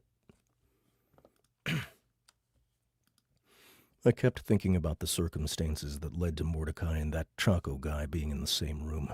I knew that most viewers didn't see Mordecai. Managers and game guides were edited out of the feed, but those with press passes, such as Audette and probably millions of others, could see him. So his existence was no secret. But was Mordecai's story famous enough for people to make the connection between him and Chaco? Probably not anymore.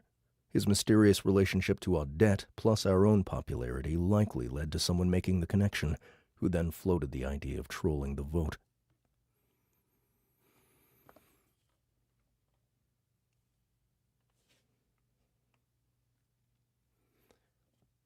I gotta admit, guys, That whole thing with Chaco was a dick move, but it was brilliantly executed. Good job.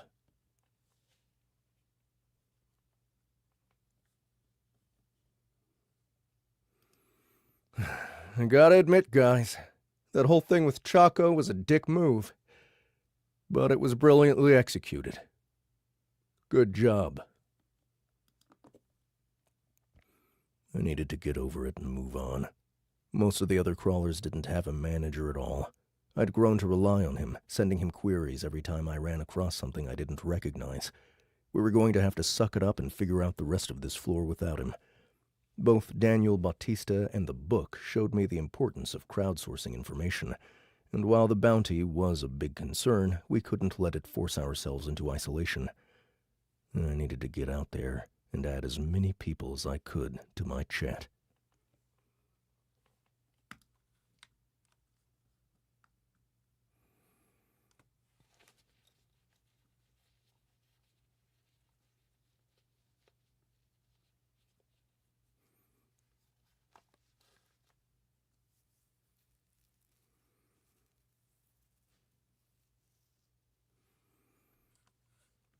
All right, I want this to be a different scene. So what I'm going to do...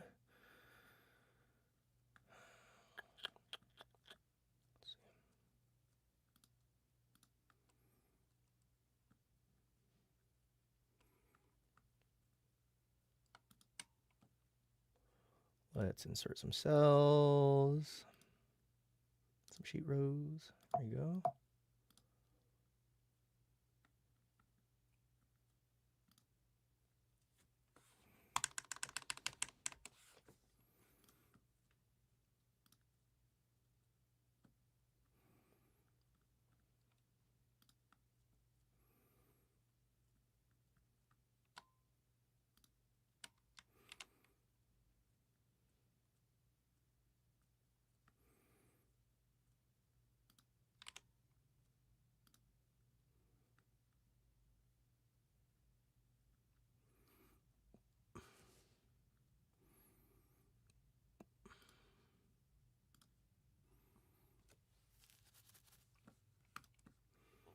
Justin, Julian, Gary.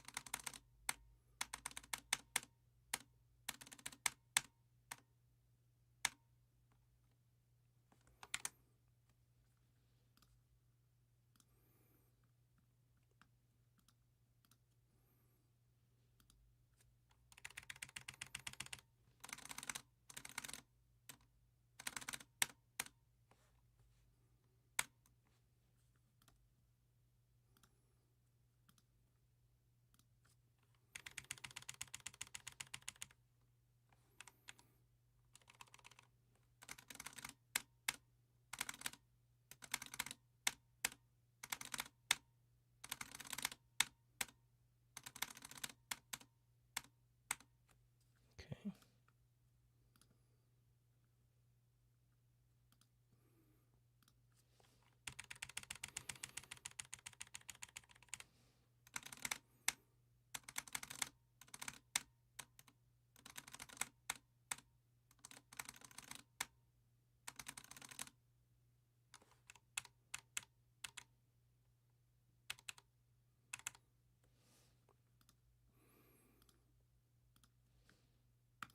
Sorry, guys. Just cleaning up the damn script.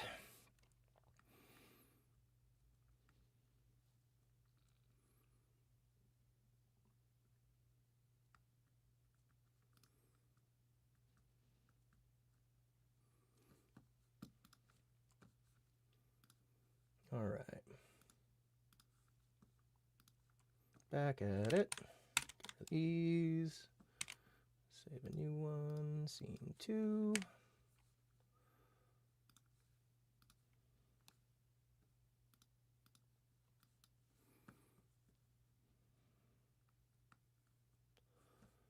All right, DCW number 2.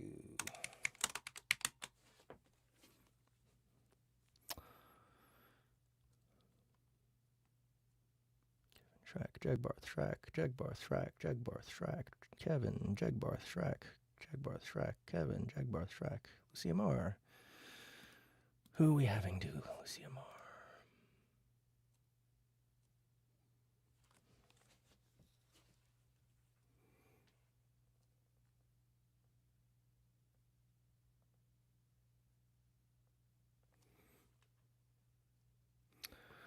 I wonder if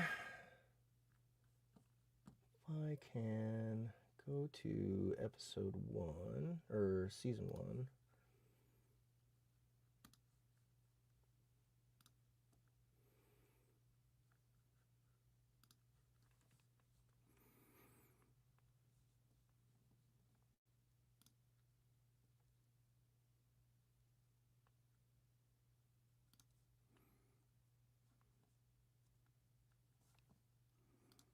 Okay, don't know where that script is.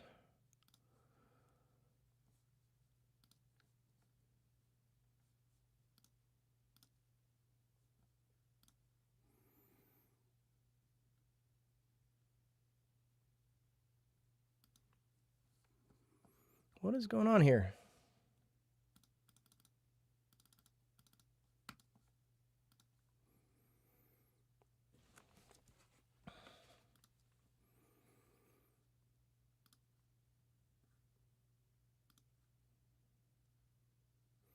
Where are the scripts?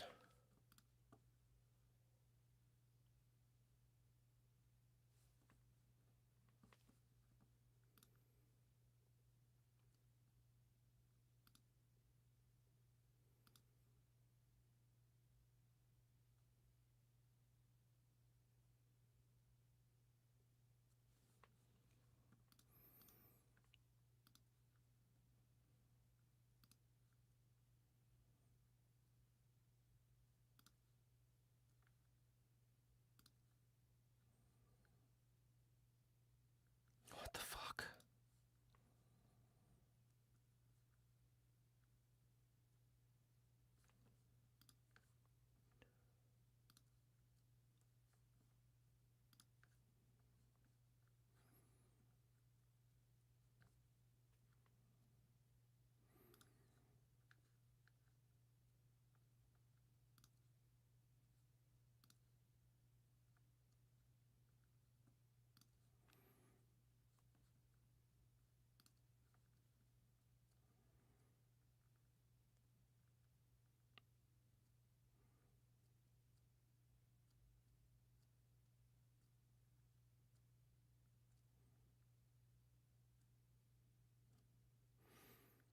She's not listed.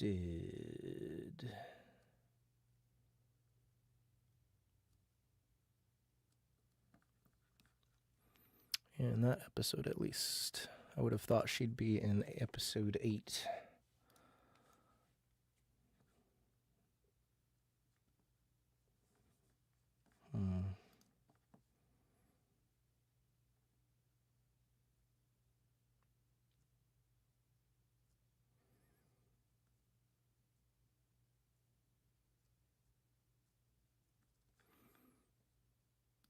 I think I might want to get Jessica Threet for Lucy Amar.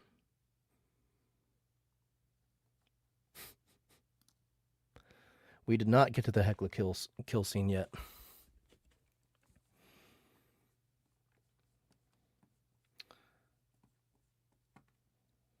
Let me make sure I didn't assign Lucia to anyone else.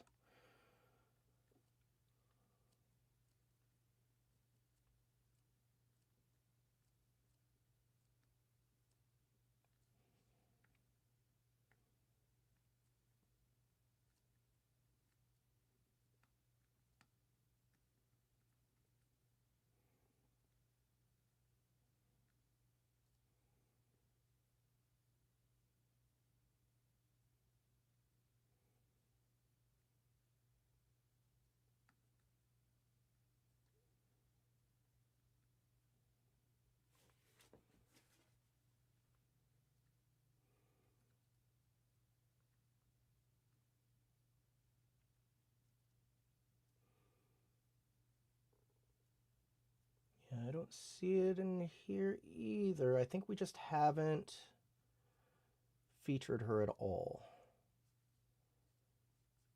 That's for season 2. Let me check. No, that should be it. All right. So I want to give this to Jessica Threet.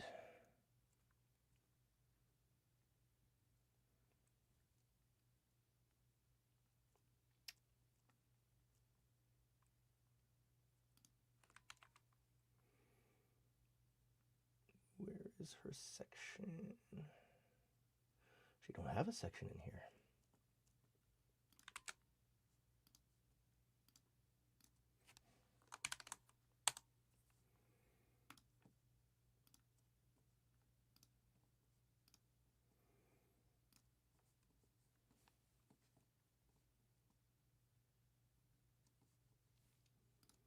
All right. So let me message Nick LeGrand.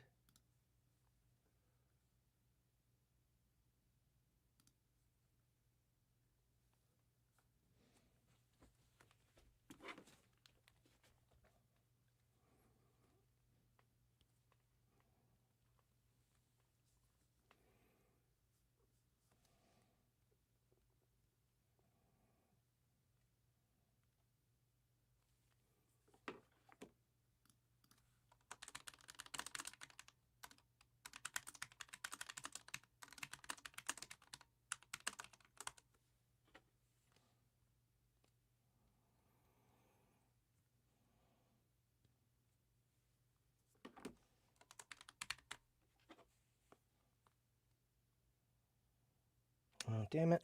All right. Can I do it from here? Go to Sitch.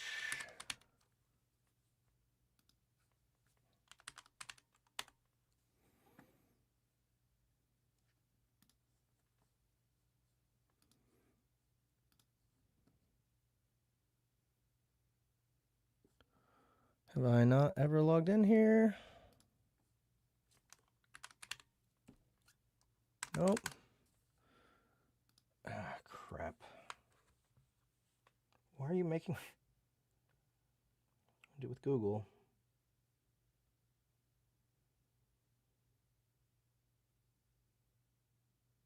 Hey, all right, already got stuff. Good. All right, this is the one.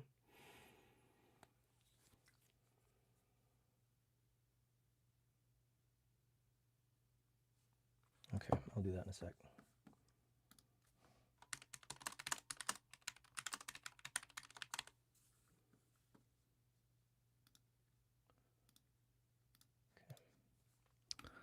All right, sorry guys. Lots of distractions today.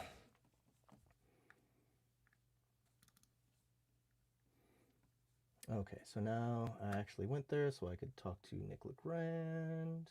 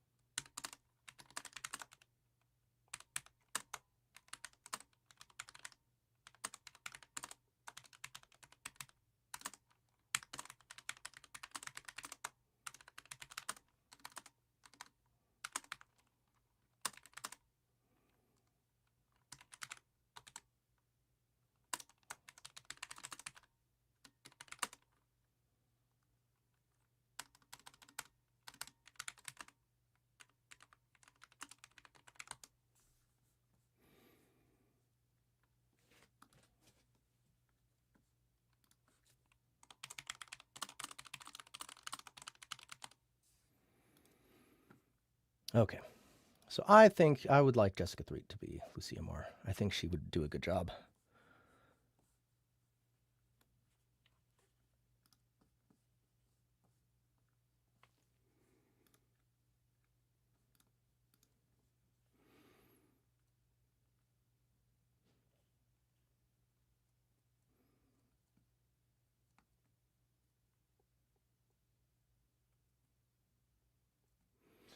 I'm going to leave this out, but let's go ahead and do a strike through.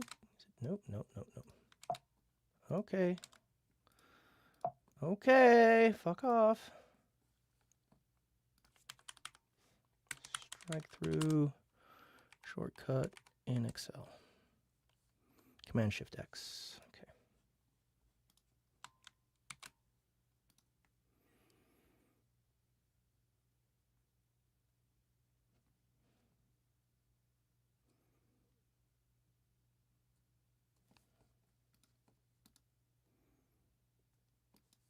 So at least a 10-minute DCW episode. And let's go with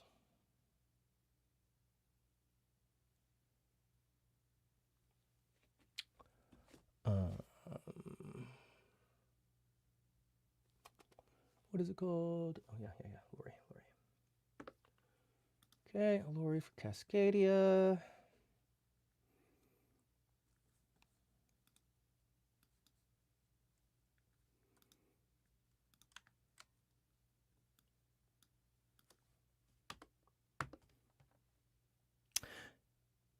You know what we need? We need alcohol. And dancing. Let's party! Okay. I don't know why my calendar has a flight to Salt Lake City, Utah in my calendar. Let's get rid of that.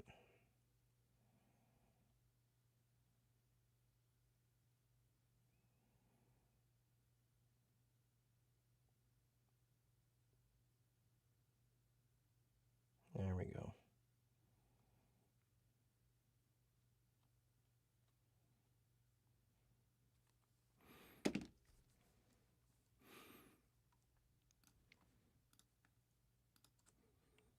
Yeah.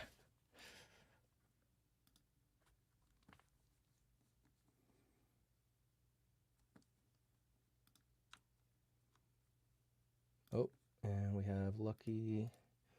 Let's move her from Lucky to AP. Katya. Katya.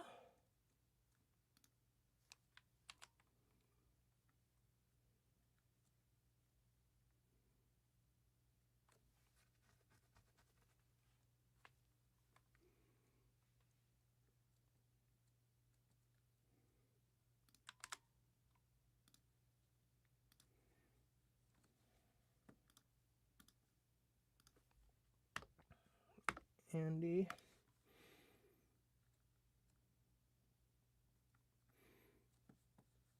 All right.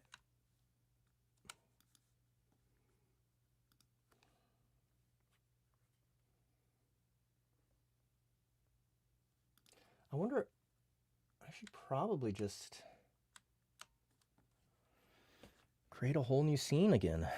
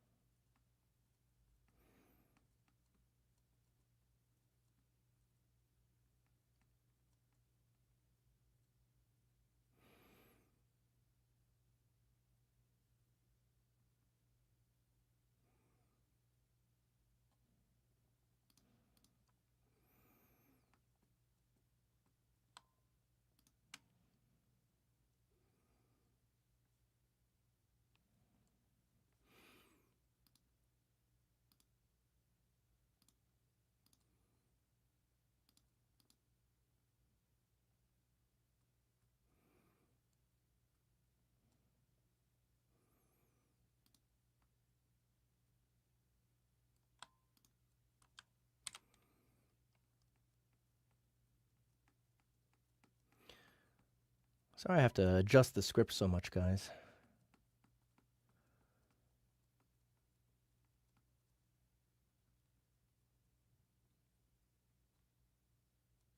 What? Come on now. Ellie, I'll take it. There we go.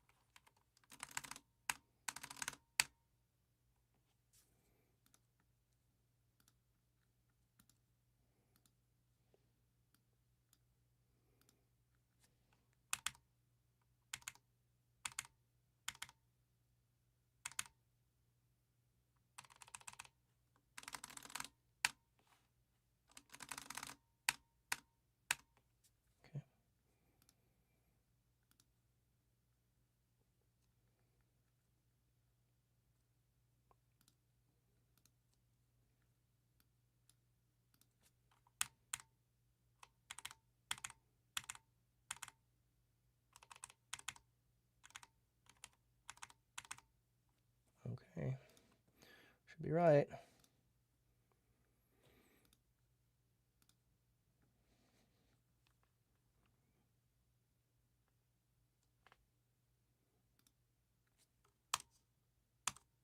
There we go.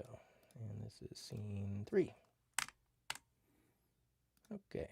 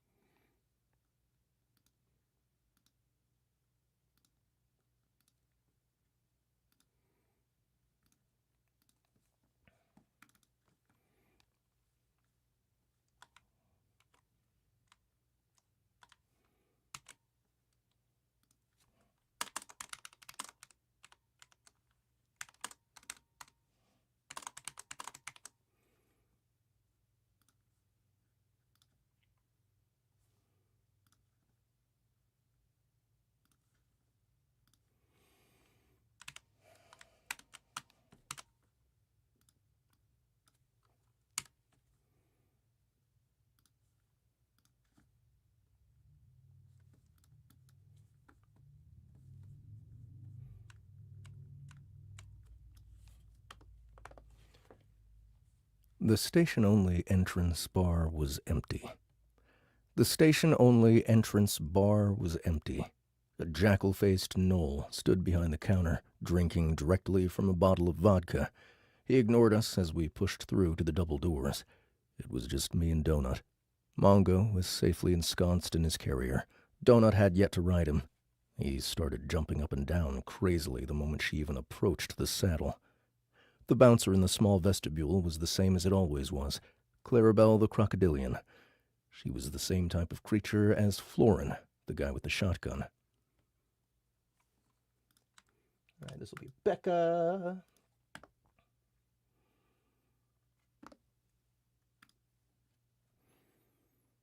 Have we encountered... Did Clarabelle come up in book 2? She did, didn't she?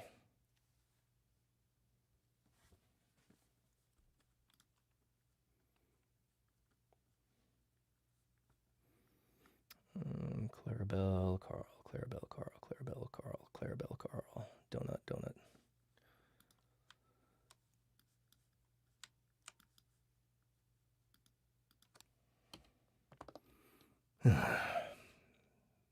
Well... We'll take it. Well, We'll take it. Our 2 guards were both level 35 rock monsters called Cretans.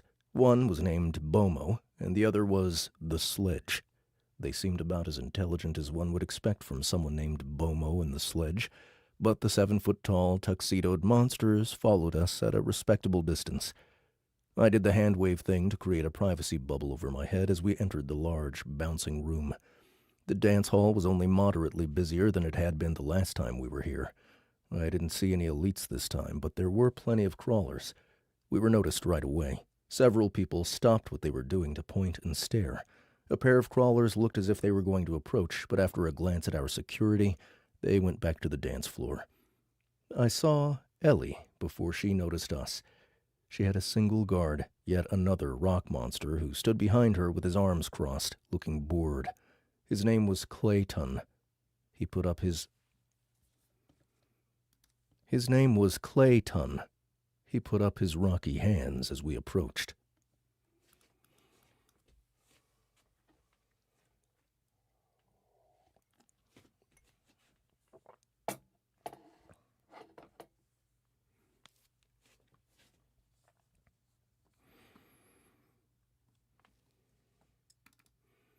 All right.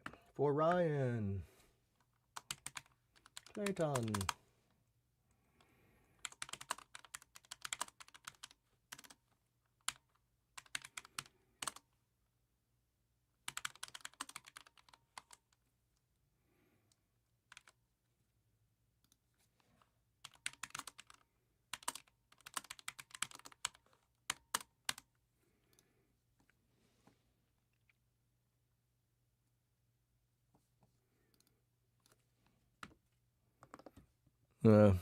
She's expecting us.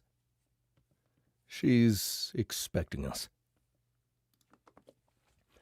When I saw Ellie on the recap episode, I hadn't realized how small she'd become.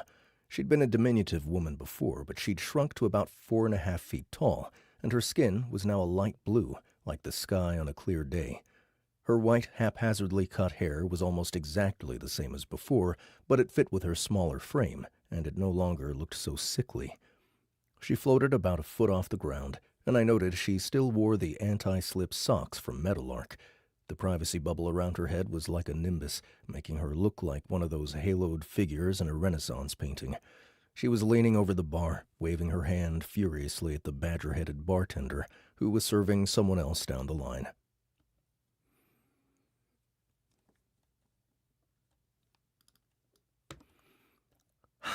Look at how beautiful she is. She's like a vision of pure elegance. Yay, so Annie's playing Ellie.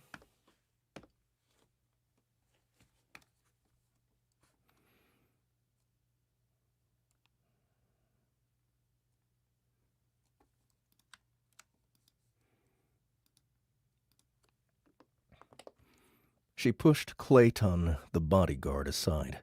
When she moved, her feet didn't touch the ground at all, but she still moved them.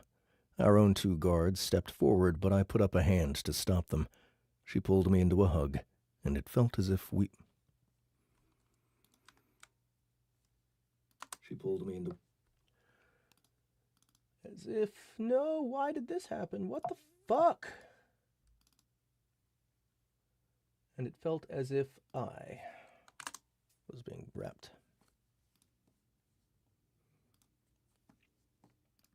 And it felt as if we...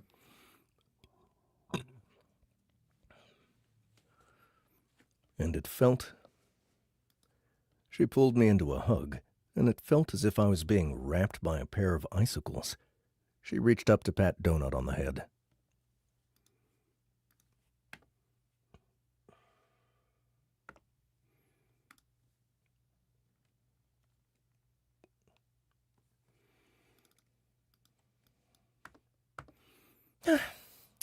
I liked that one. It was purple.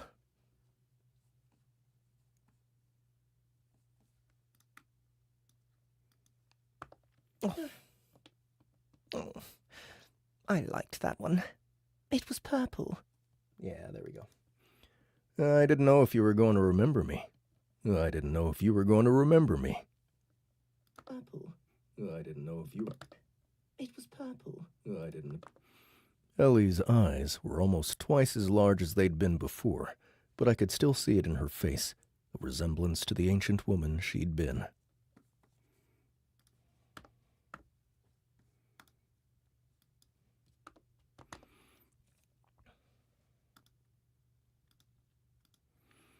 She floated back, rising further off the ground and spreading her arms out.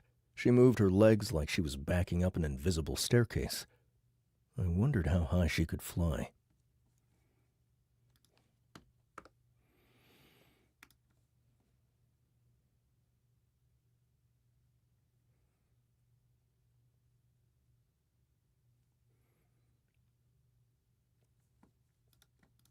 Julian Smith, more Julian, more dudes, Julian, here we go.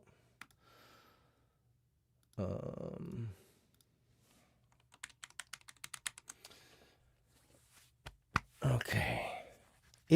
Okay, what is the bartender's name? The Badger guy? We learn his name, I think, in book 6, when he gets his hand stuck in the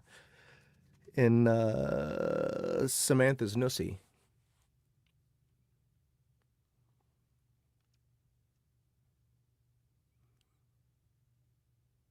Charlie? Okay. I'm going to change his name in the script because it's just bartender.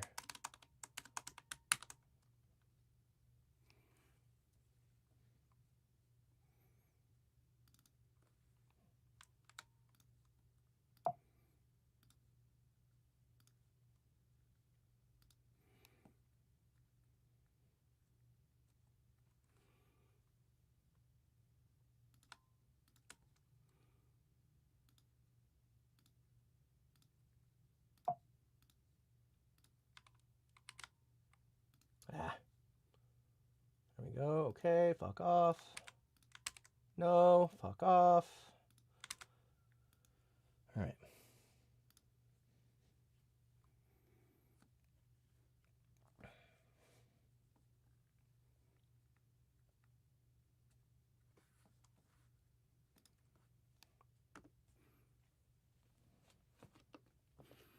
I made a quick check of my inventory.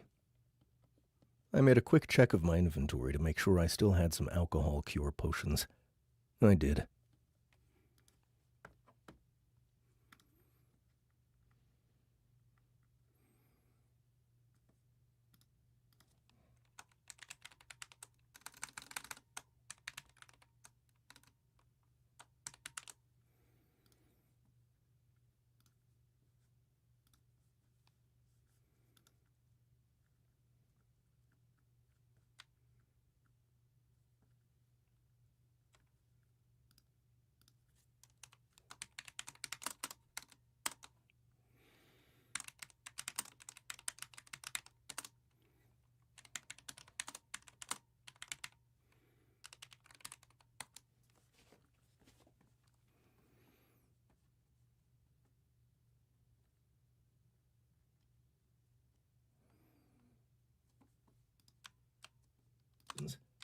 I did.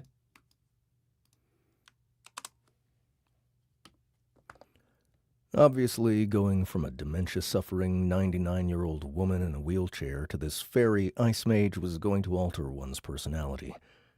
But there was more to it, too. She had an edge to her.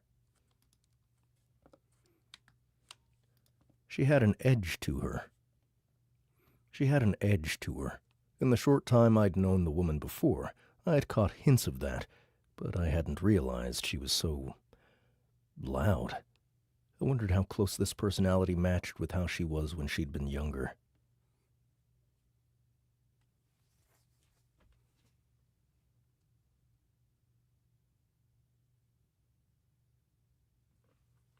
What?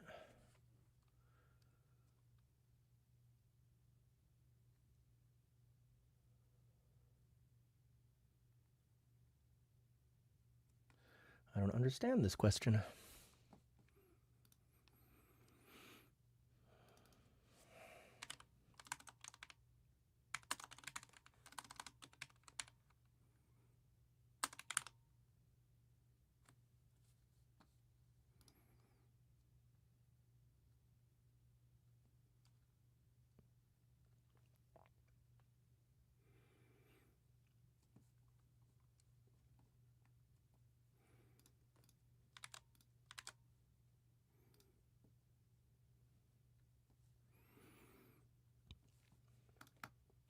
There we go. All right, got it. Figured it out. He's taking a shot. Charles was essayed by Samantha, then murdered by Minch.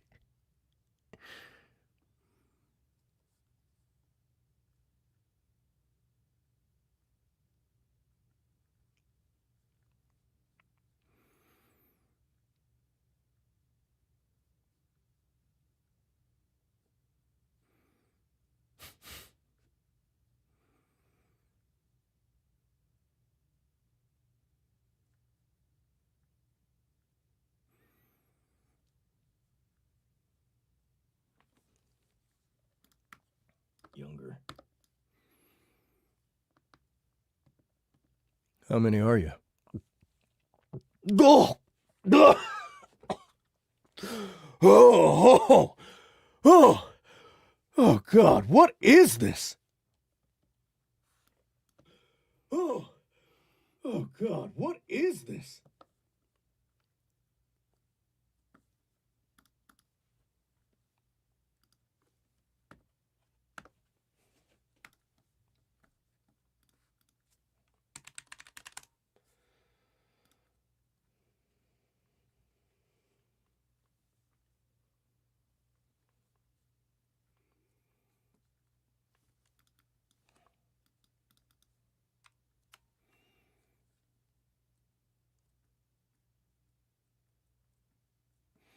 Okay, we can't have...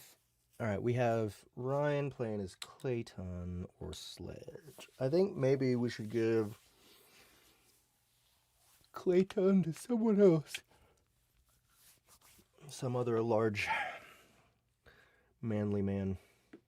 Let's see, who else do we have?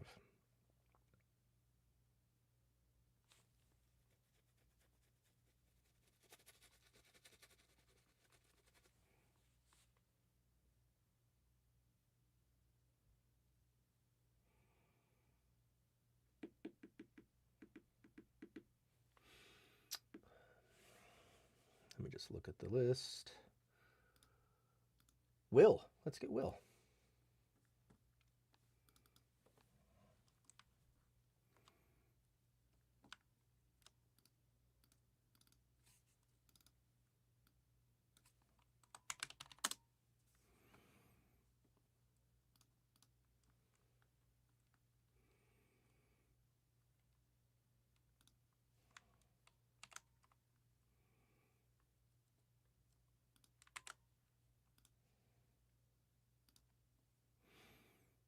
All right, so Ryan will now be Sledge, and not Clayton.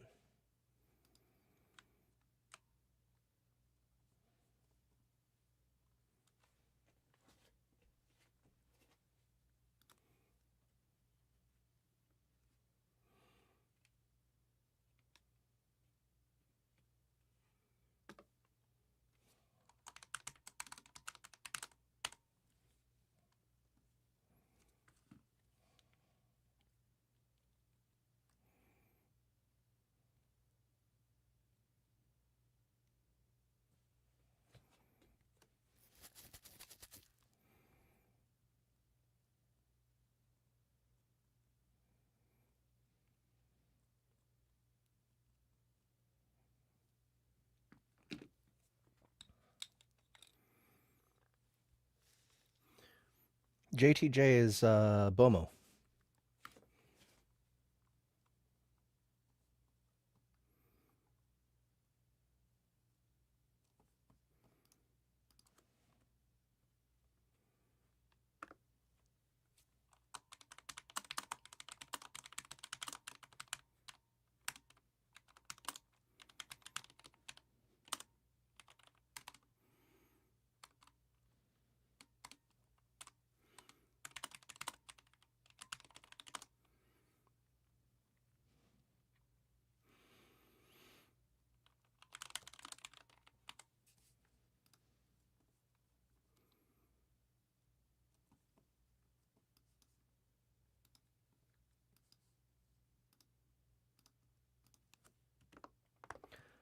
She had transformed. Why am I narrating as Donut? She had transformed into a gaunt, skull-faced vision. Imani had been a skinny woman before, but now she looked as if she weighed half of that. She had transformed into a gaunt, skull-faced vision. Imani had been a skinny woman before, but now she looked as if she weighed half of that. A white skull was painted on her face, reminding me of the danger dingoes. But most striking were the translucent, ethereal butterfly wings trailing behind her. The forewings were a striking mix of orange, yellow, red, white, and black, almost like a monarch butterfly, but more saturated. She had to have a 12-foot wingspan. As she walked, the wings passed through columns and dancing NPCs and crawlers. They were not physical wings, but I noticed the dancers reacted when the wings touched them. It was a quick thing, but each of them gave off a very subtle glow for a moment after the wings passed through.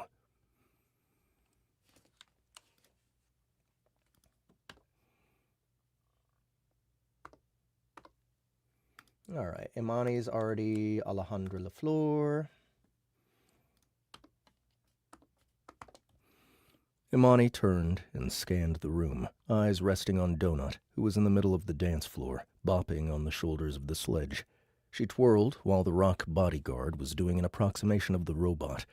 A crowd had circled around them. Thankfully, Bomo appeared to be paying attention. Plus, additional guards circled the room, eyes wary. I don't know why you're being so paranoid. You shouldn't be more afraid of your own people than the monsters.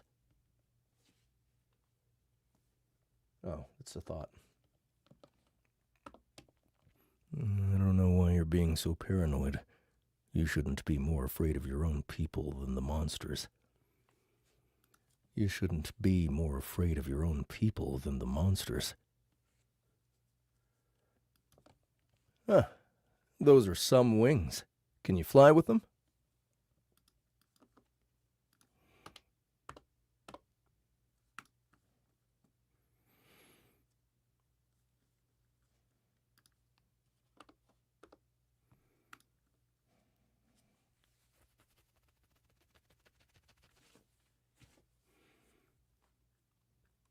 Let's go with, I changed something in my Stream Deck.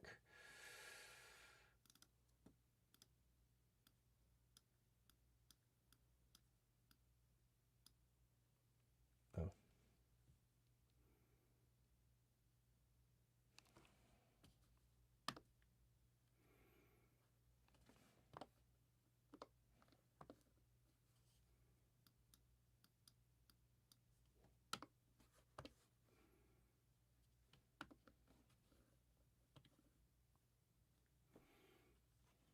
Okay, cool, fixed it. Annie. Right.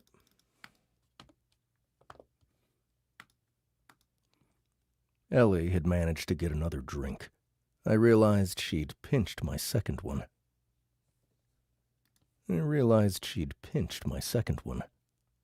That was okay.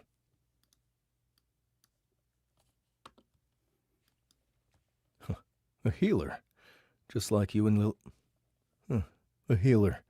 Just like you and Yolanda were before.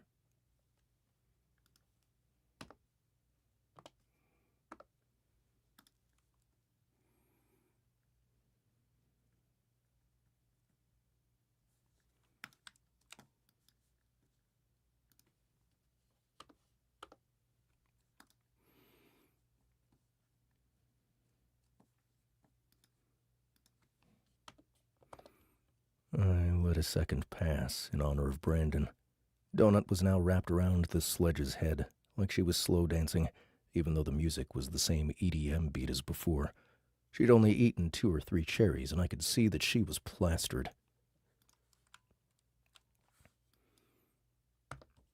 Chris hasn't talked to you?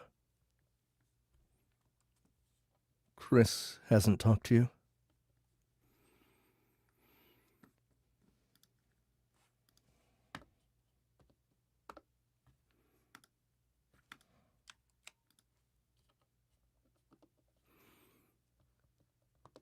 I appreciate that.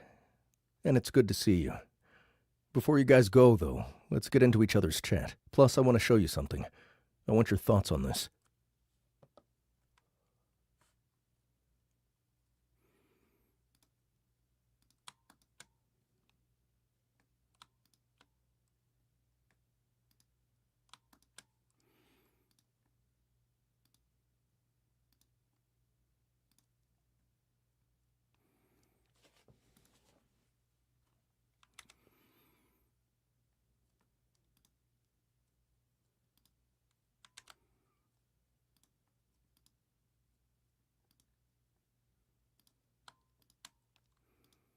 Sorry, I gotta messed up some formatting here.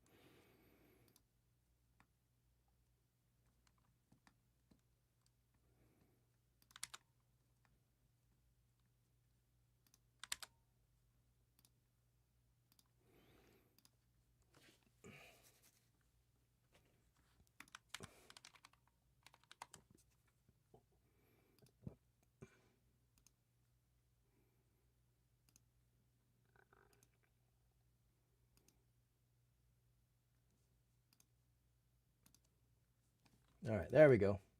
I appreciate that. I want your thoughts on this. I pulled out the roll of paper Mordecai left on the floor by his alchemy table, the one with all the known train stations mapped out. Let's also unitalics that. Let's find a table where we can look over this together. We need to figure out...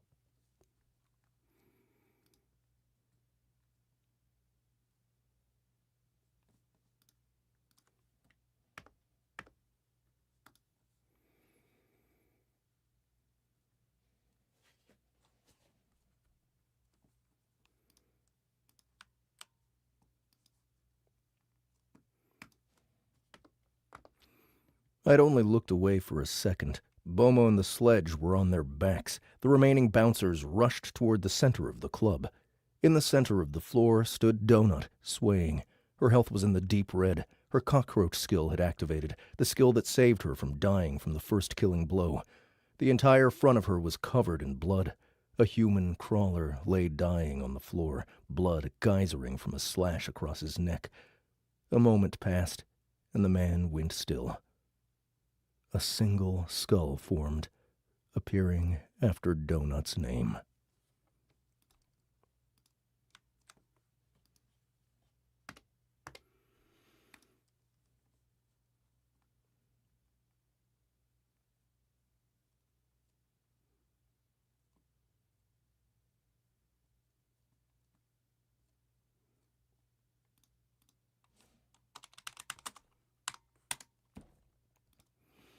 All right, next is the Quasar Law commercial.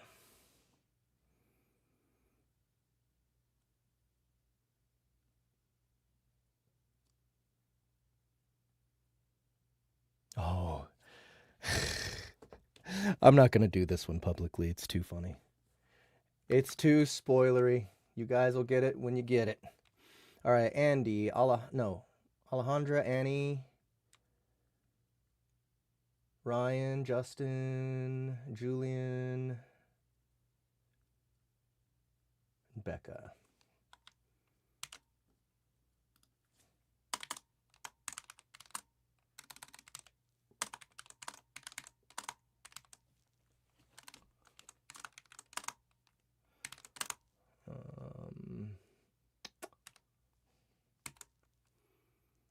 I think that's everybody.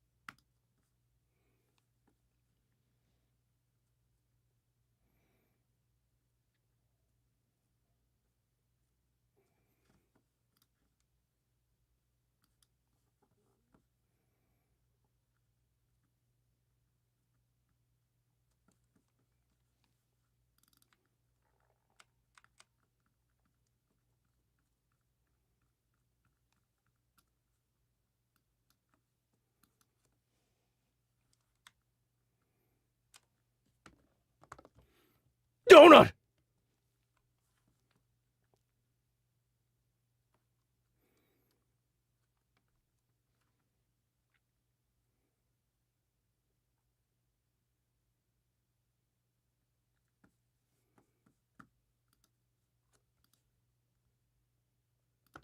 Donut!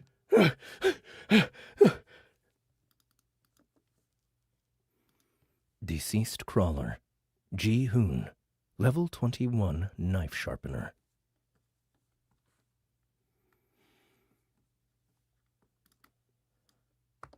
Ka? I'm sorry. I'm sorry.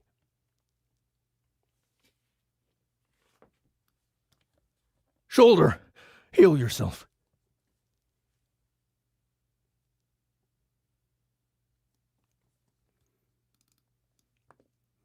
I turned to face the guards as Donut leaped to my shoulder. The guards didn't attack us. One stood over the body of the fallen crawler. The others moved to... One stood over the body of the fallen crawler. The others moved to help Bomo and the sledge. None of their dots were red. I relaxed, but only slightly. Attack us. One stood over the body and attack us. One stood over the... Carl? You're okay. Here. Alcohol cure potion. Take it. Carl? You're okay. I'm sorry. Take it. I'm sorry. She took the alcohol cure potion into her inventory, but it'd be a few minutes until her potion sickness wore off. She started to sob.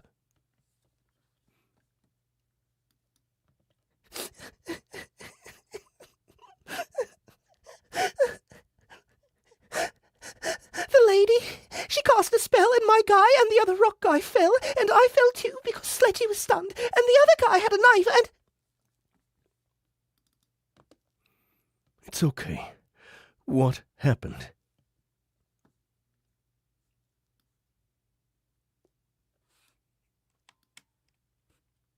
Her potion sickness wore off. She started to sob. It's okay. What happened? The lady... It's okay. What happened? The lady, she cast a spell and my guy... What lady? What lady? What lady?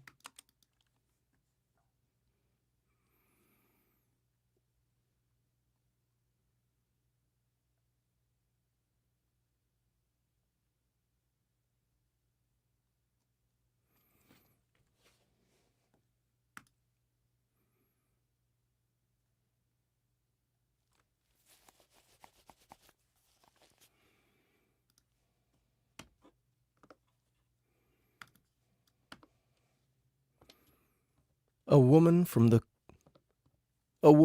crowd flew forward. A 2-foot-long icicle erupted from her eye socket. She'd been pierced from behind. That lady.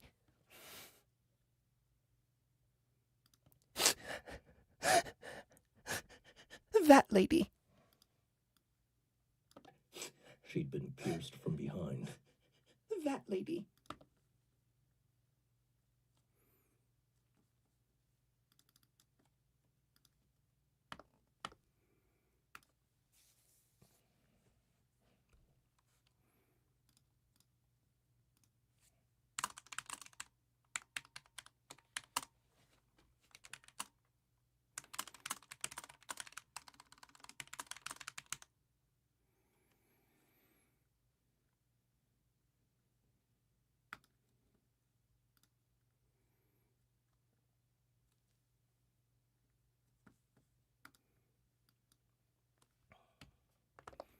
I watched as a skull appeared after Ellie's name. She didn't seem to care. Imani took up a position behind us, wings fully spread. I shuddered as she brought us into an ethereal hug.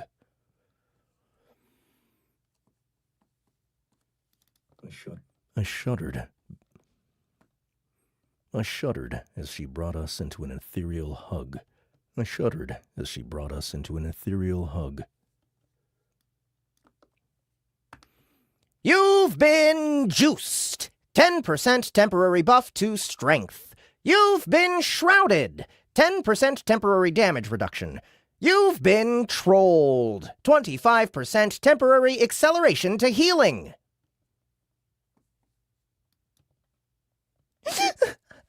I didn't want to kill anybody. Maybe these stupid dogs. I didn't want to kill anybody. Maybe those stupid dogs, but not a person. Not a real person.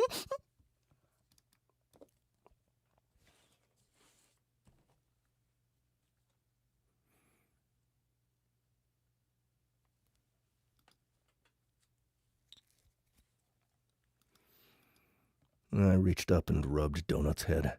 An even larger crowd had formed around us, everybody staring. The bouncers all stood still and didn't move, as if unsure what to do. In the far corner of the club, from the unmarked door that led into the back, a tall, shadowy figure emerged. It paused, taking in the scene. A second figure also came from the back.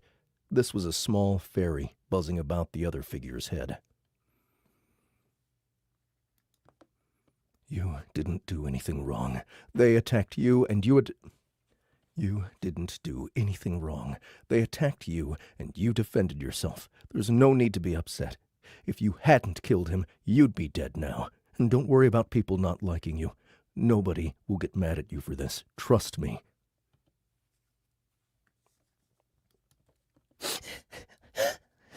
Are you sure?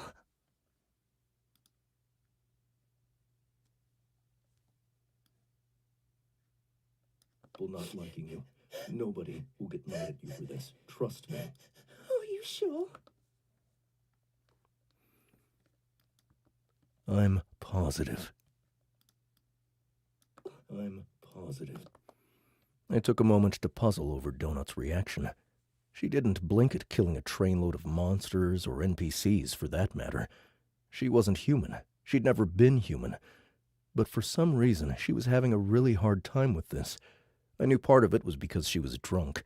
Every day she was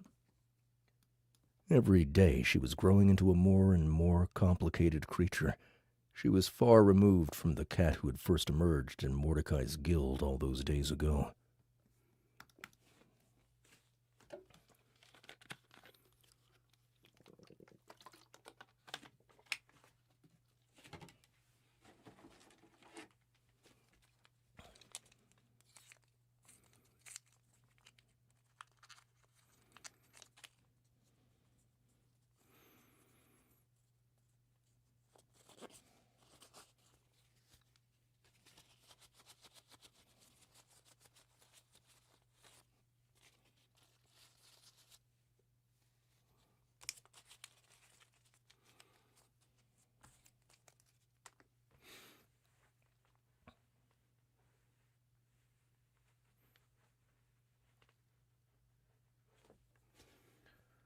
All those days ago.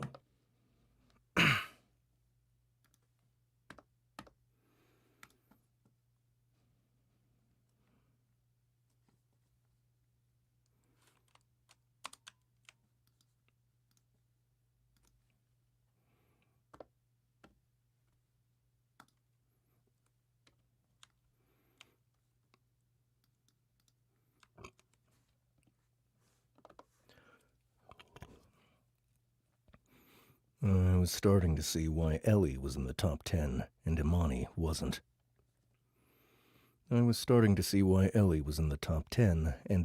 wasn't.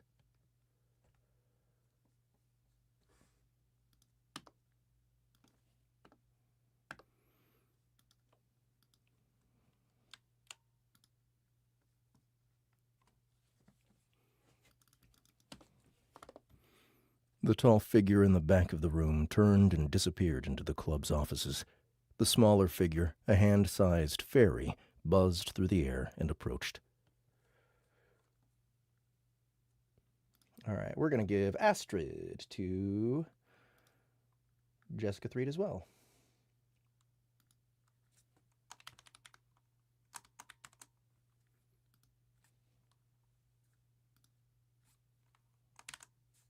Nope, why are you doing this to me? Fuck off, Excel, god damn you.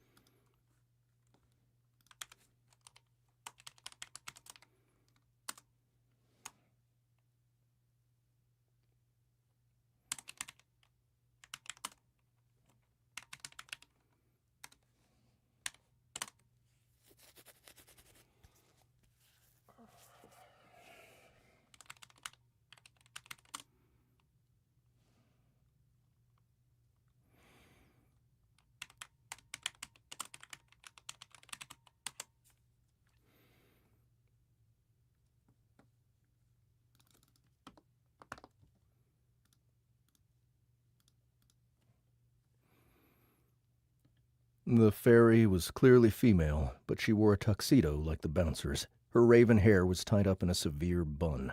Tiny red sparkles followed her as she flew through the air.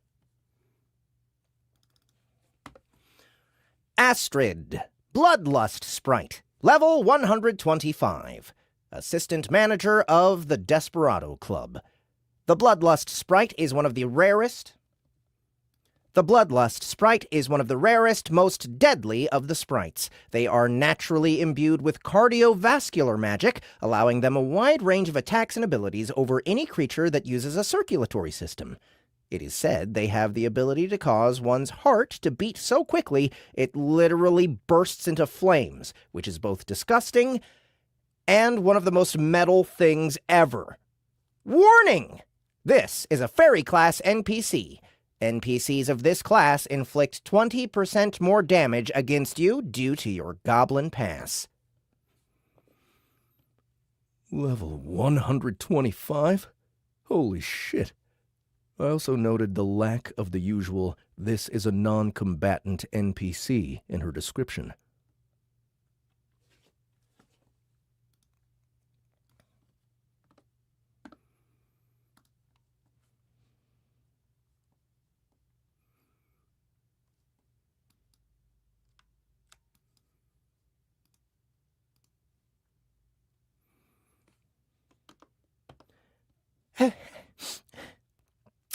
It's quite all right.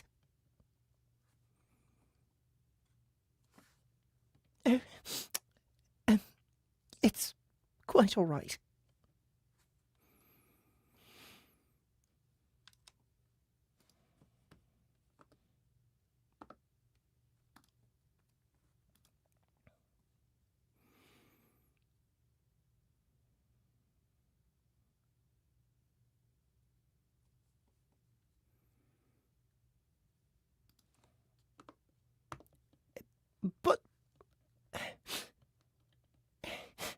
But we... We appreciate that.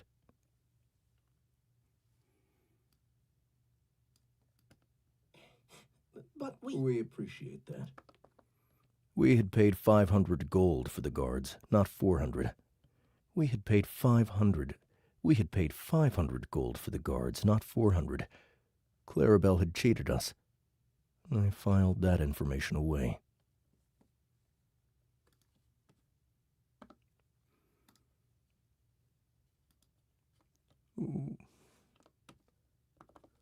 One more thing.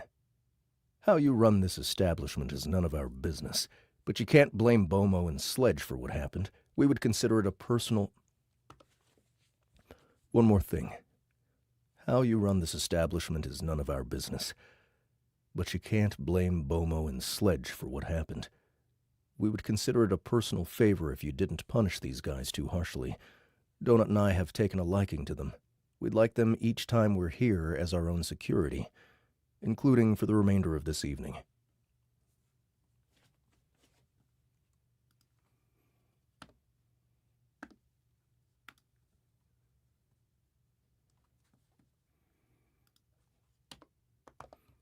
The two rock monsters stared at us curiously. The two rock monsters stared at us curiously. They'd fucked up, but I suspected I'd just saved their rocky asses. I'd trust them much more than someone else, especially if that someone else knew we were responsible for their friends getting fired. Or worse. Ellie clapped her hands together, and shards of snow fell everywhere.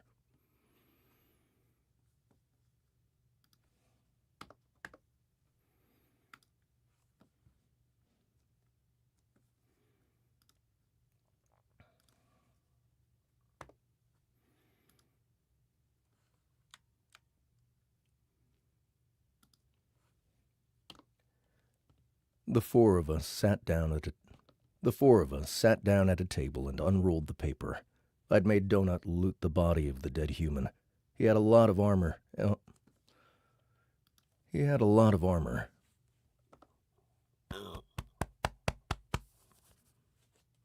Thanks, Wesley. He had a lot of armor, all giving a few stat point boosts. I figured we'd give most of it to Katya. He also held a dozen daggers, each with a different enchantment. The one he stabbed Donut with had a 100% damage bonus if it was stabbed into someone's back. It would have killed her instantly if it hadn't been for Donut's cockroach ability.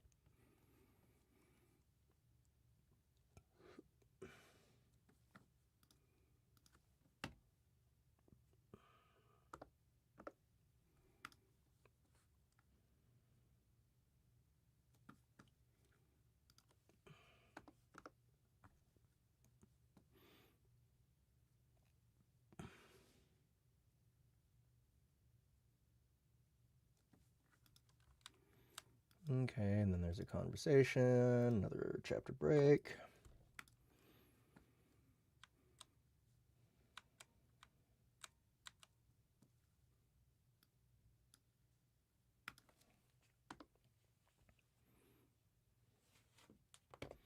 We said our goodbyes to Amani and Ellie. We stopped by the Silk Road and sold some items and picked up a few explosives, including an additional case of smoke curtains. I also bought... Why did that happen? You know what, I'm gonna put that away. Start using my damn this. Okay. Curtains.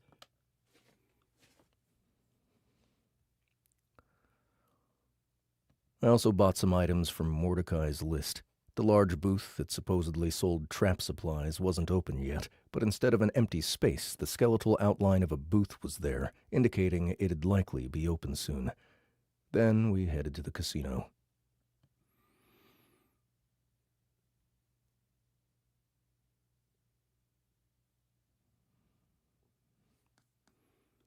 Bomo and the sledge followed us diligently, growling at any NPC or crawler who got too close. They didn't speak or acknowledge what had happened earlier, though they did appear more contrite in their own sort of rocky way.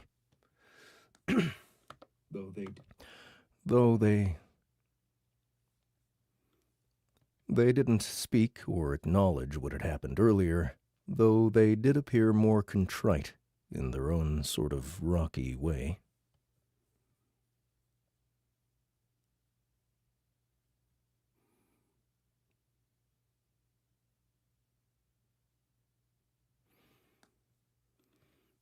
While not as glitzy and loud as a Vegas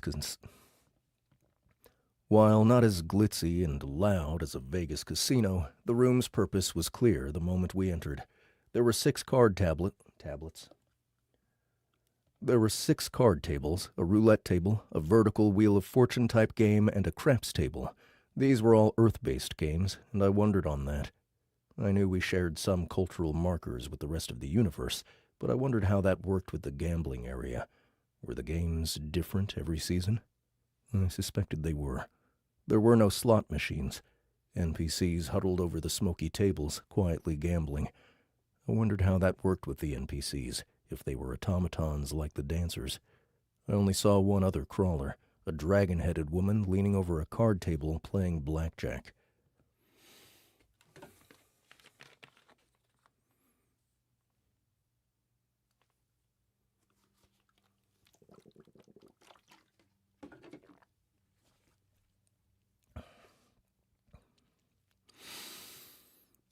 Like with the previous hallways, the moment we entered, the thump of the dance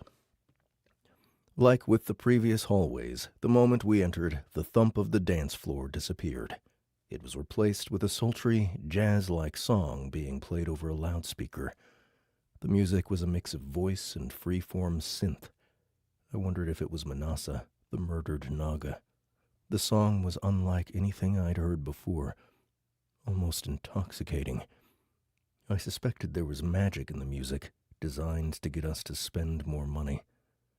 I counted 8 tuxedoed guards in the room. These were not Cretans, but more crocodilians. They watched us through beady, suspicious eyes.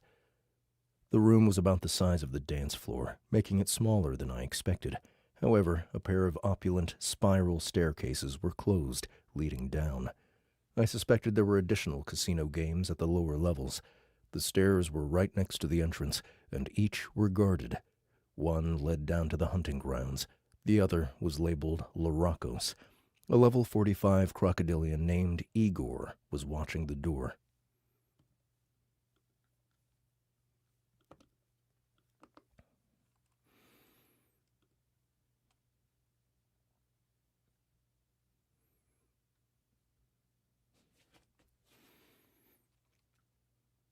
I feel like this is a good time to make another scene here.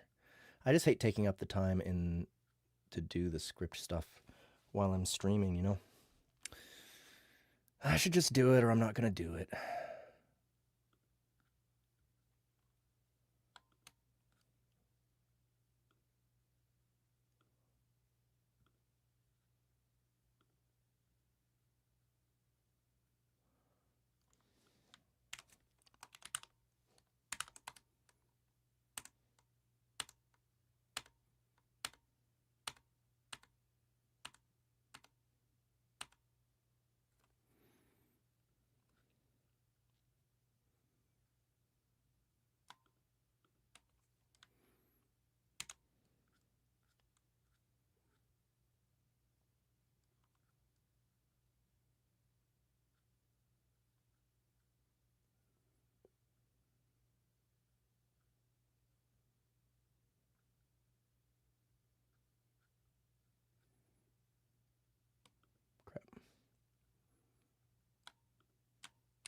That's the actual one I want.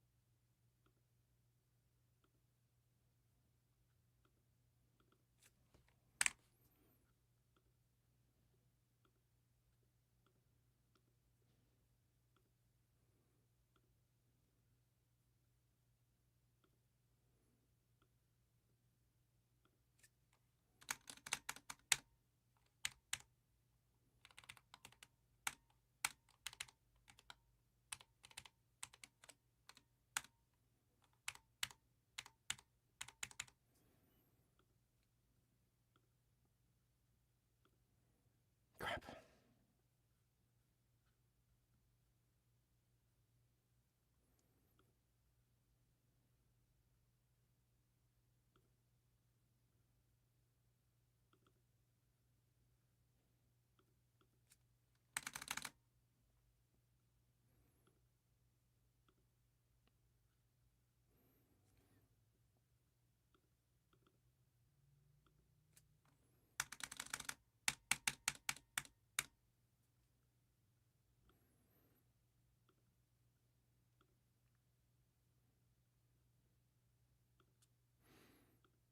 All right. Sorry about that, guys.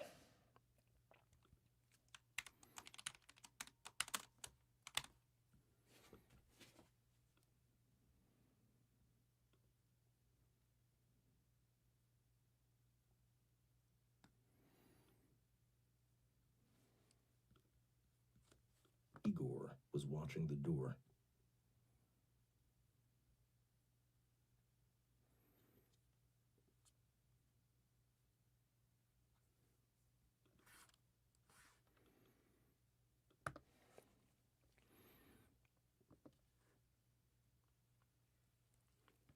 They sound like they're having a good time down there.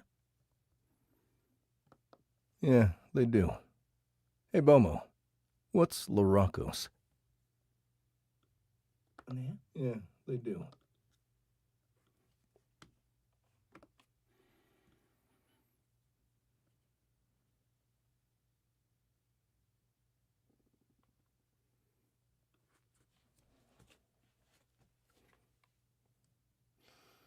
Not enough Gary in this. There's not enough Gary.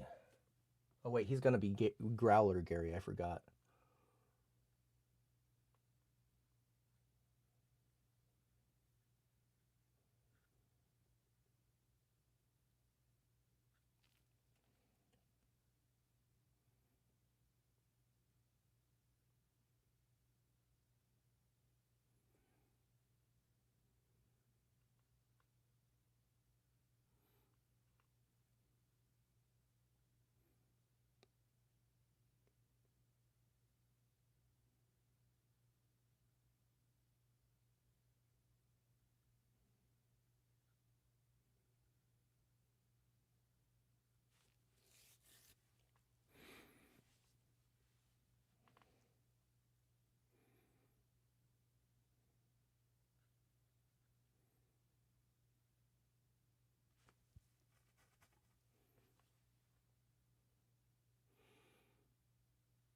Yeah, that's just... Okay, it says it's Ryan. We'll leave it. I like giving Ryan rules anyway.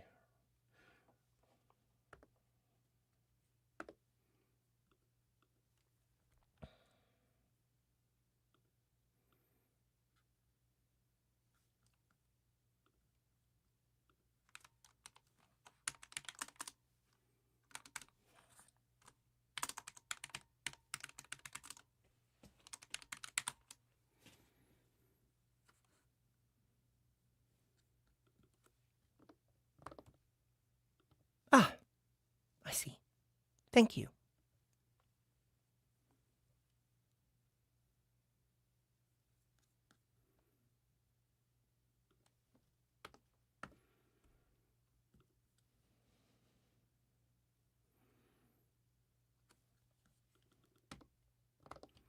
Faction wars, huh?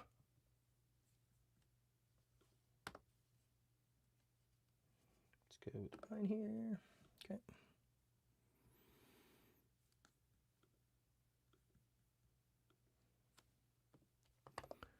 I nodded. I nodded. The 9th floor was like a distant, looming stop sign, an impending disaster.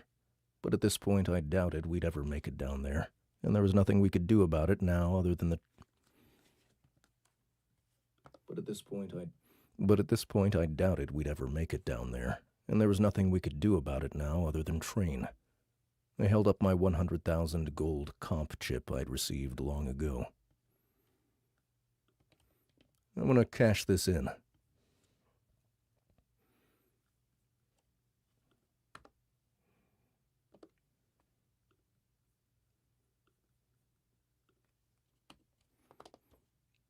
I strongly suspected it would be better to hold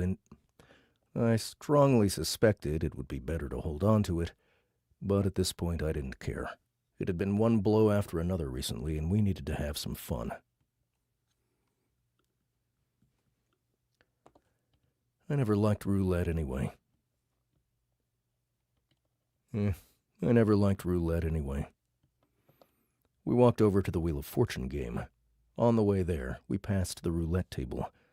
I wasn't tempted. Roulette was B's game, not mine. The guy running the game was human, and the NPCs playing were a mix of elves, human, and orcs. Elves, humans.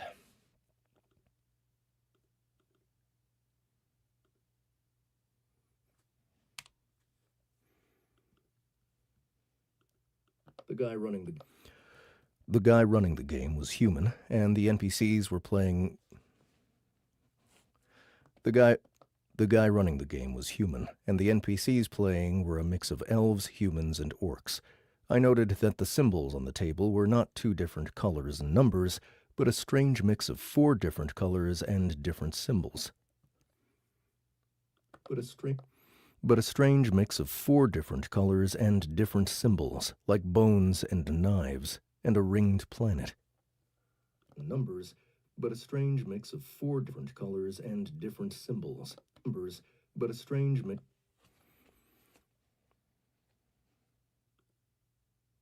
Oh, Tito. Tito is the dude running the Wheel of Fortune. Planet. The Wheel of Fortune was a vertical, round wheel filled with random prizes. A little more than half of the spaces were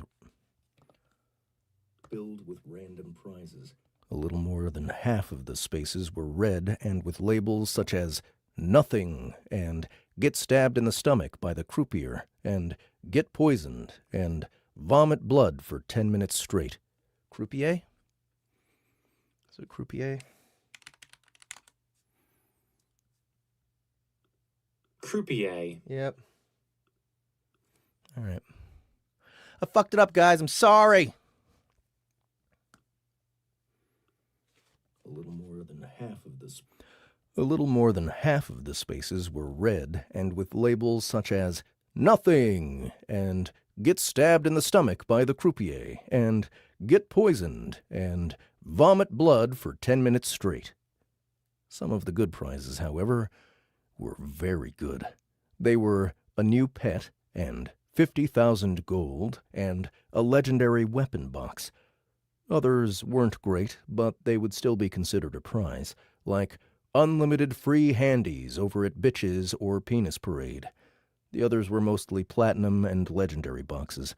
Most of the spots were the same size, except the nothing spot took up 2 spaces, and one of them, 500,000 gold, was a tiny sliver with spin again on either side. I wasn't about to risk landing on a red spot. The cost of a single spin was 10,000 gold. Oh, fuck this. Let's wait until Mordecai comes back and... All right. Gary's cast is Tito. Yep, I'm down. Gary is Tito.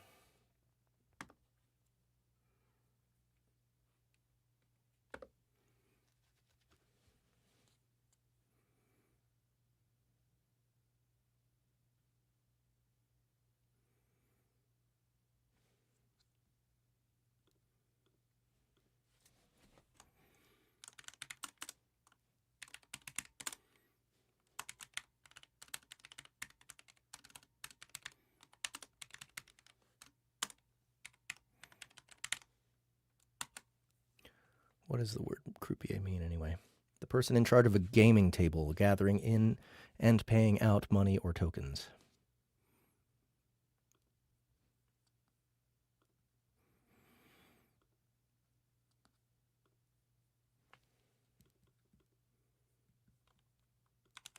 Oops, I said T-Tour, like TRT Tour.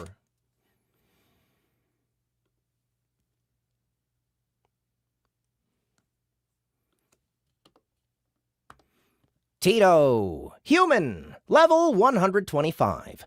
Desperado Club, Wheel of Fortune Croupier. Also the guy who will stab you. The man at the wheel was huge. He was taller than me and looked like he came out of central casting for a mob enforcer. He only had 1 tooth in his mouth.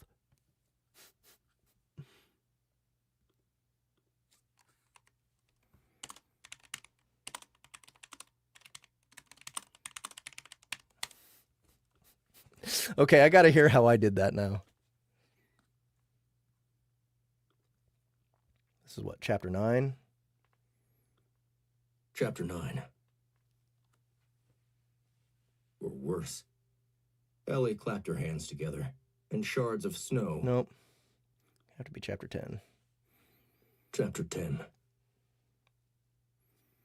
We returned to find Hecla sitting on the couch in our... Nope, it's chapter 9. It's like halfway through.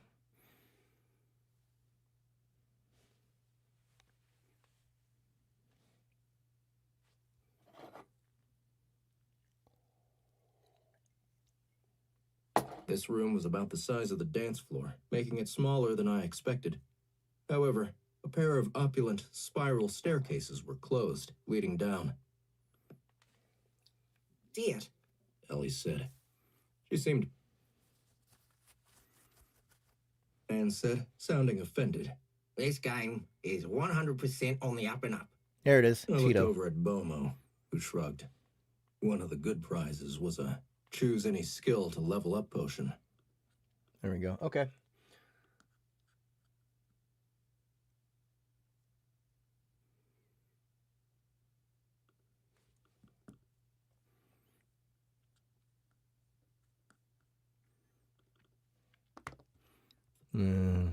Which one?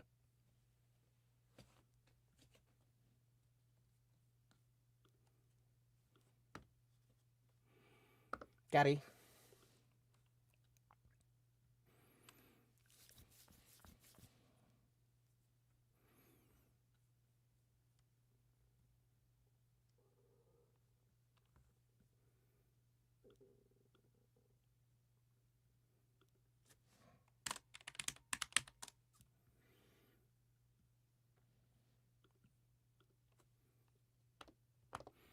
I calculated the odds in my head.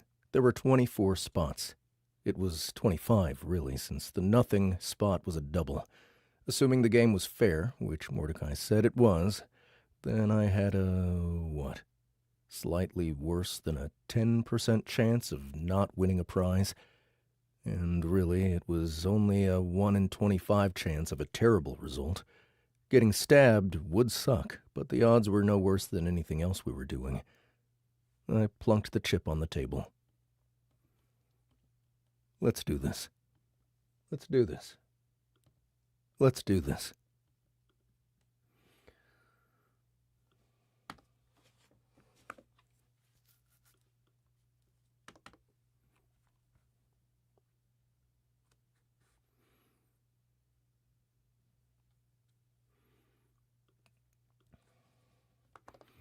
The wheel flashed, rearranging itself. Several spots changed. 2 red spots remained on the wheel. Nothing and get stabbed in the stomach by the croupier. Come on, big money, big money!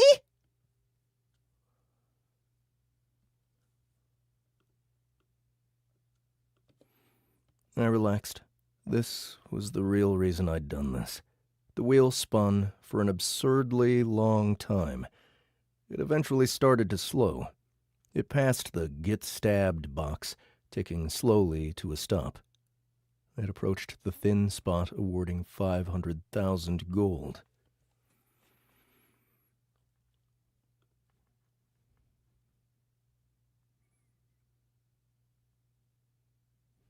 Let's see, where did it go? Here it is.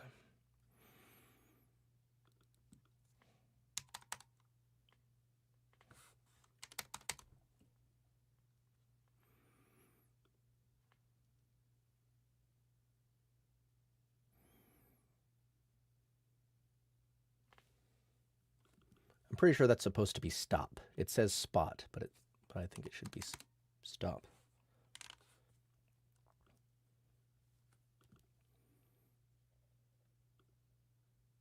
Is it 500,000 or 50,000? It said 50,000 before.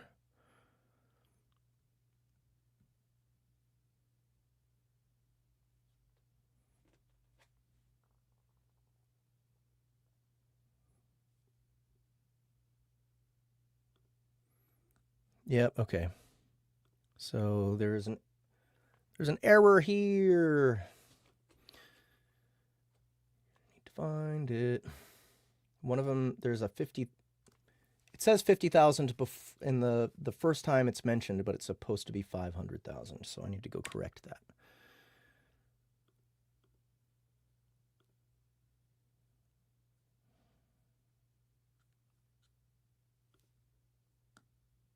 This. Let's wait until Mordecai gets stabbed in the stomach by the prizes. A little more than half of the spaces were red, and with labels such as some of the good prizes, however, were very good. They were a new pet, and 50,000 gold, and a legendary weapon box. 50,000. 500,000 gold. 500,000 gold. 500,000 gold. And 500,000 gold, a legendary weapon box.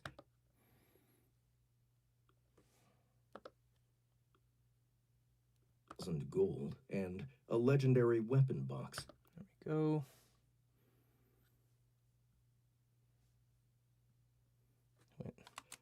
Others weren't great, but they would still be considered a prize, like unlimited free handies over at Bitches or Penis Parade. The others were mostly platinum and legendary boxes. Most of the spots were the same size, except the nothing spot took up 2 spaces, and one of them, 500,000 gold, was a tiny sliver with spin again on either side. I wasn't about to risk landing on a red spot.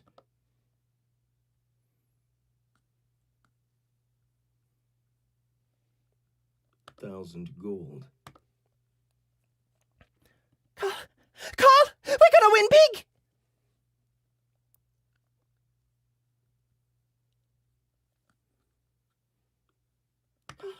Carl, we're gonna win big! No!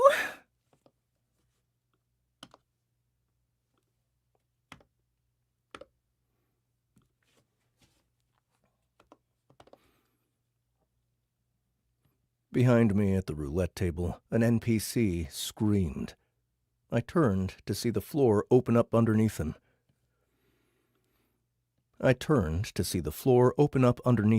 And he fell, disappearing in the hole. A ghostly, clawed arm rose up from the darkness before turning into smoke and dissipating.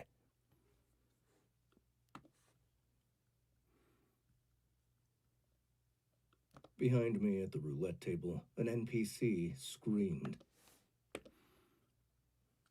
I'll just go ahead and do this myself.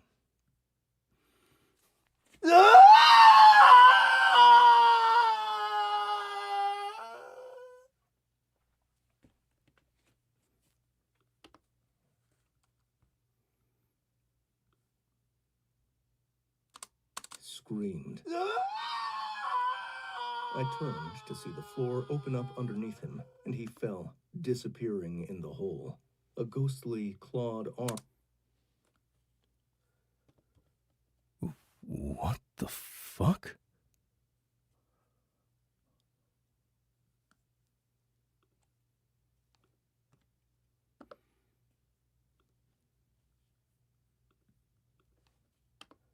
Wait, what?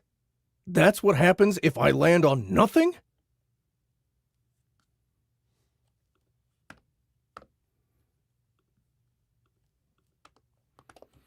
I watched in horror as the wheel decelerated, perilously close to nothing. The little needle hung onto the last spot, and I held my breath. The needle settled on a green spot. Holy fuck. That would have served me right.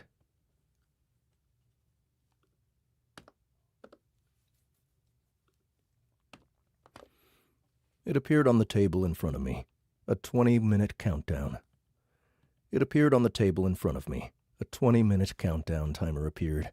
I'd received one of these before.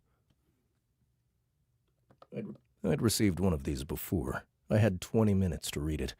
It upgraded a random one of my currently equipped items. Mordecai had warned me last time not to...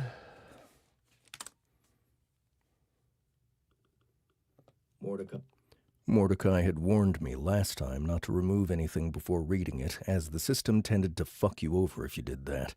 The last time I'd done this, it had added my... The last time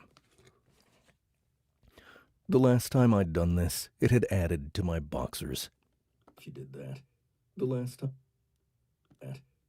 time I'd done that... Fuck off.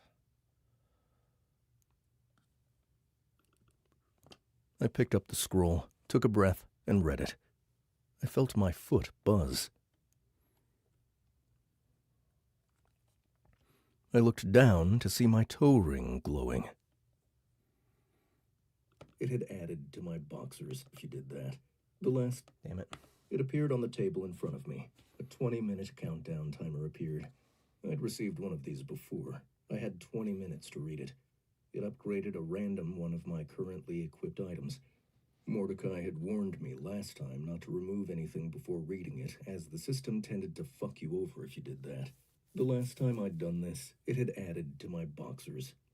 I picked up the scroll, took a breath, and read it. I felt my foot buzz. I looked down to see...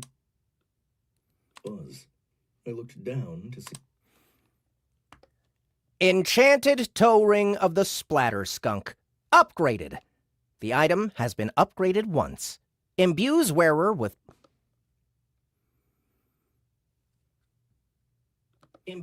Imbues wearer with +10 strength and gives +5 to the skill Powerful Strike. Also, it's a toe ring. It's probably uncomfortable, and it makes you look like one of those hippie assholes who sit around in a field juggling and hula hooping all day.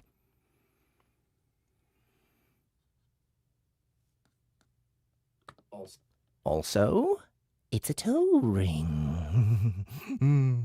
It's probably uncomfortable and makes you look like one of those hippie assholes who sit around in a field juggling and hula hooping all day. Also, it's a toe ring. It's probably uncomfortable and makes you look like one of those hippie assholes who sit around in a field juggling and hula hooping all day.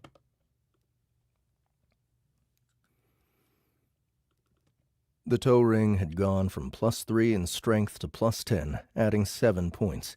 But more importantly, my powerful strike skill went up to 2 additional... But more importantly, my powerful strike skill went up 2 additional skill levels. I had a base of 7 with the skill, so with the +5 and the 1 from my gauntlet, I had a skill of 13, which meant, after all my other skill upgrades with punching and kicking, my damage was now multiplied by 13. Just 2 levels more before I started to see some serious upgrades and benefits. The closer I got to 20... The closer I got it to 20, the more godly my damage became. Benefits. The closer I got it to 20.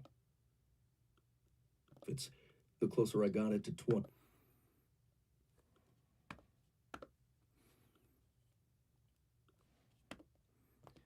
Yeah, no. I think my gambling days are over for now.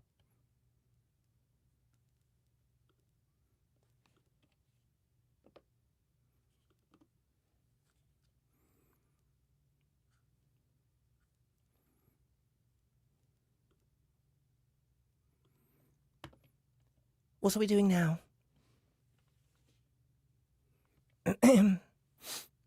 What are we doing now? We're going back to base. We have an hour of training to do. I need to build a few things at the table, and then we're going to crash the shit out of a train. We're going back to base. We have an hour of training to do. I need to build a few things at the table, and then we're going to crash the shit out of a train. Boom. All right, that's it for this scene.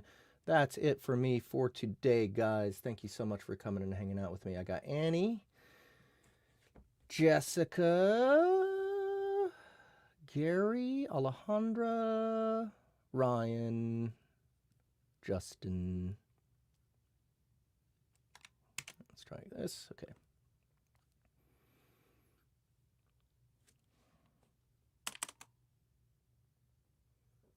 Oh, wait.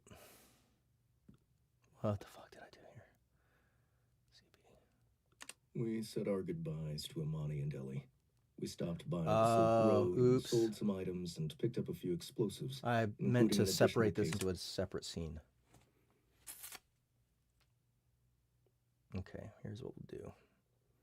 This is scene 4. Let's save it as scene 5 as well.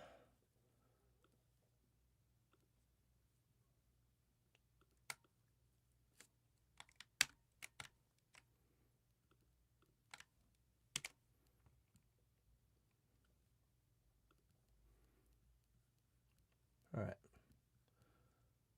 So, and then let's go to scene 4.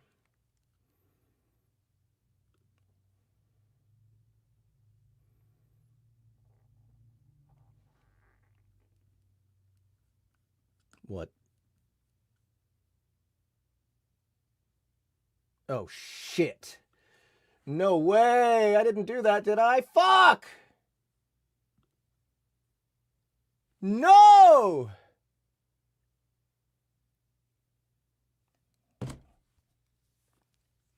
Let's see what I can do. Can I undo some more? Shit! I think I just got rid of all of scene 5 or scene 4. I did. Fuck! I did that wrong. Son of a bitch. Can't do Command Z. That's not going to do it. I still have all the data, but I'd have to fucking recompose it. Shit! I can't Control Z because it's been saved. Wonder if I can go find season 3. Here's scene 4.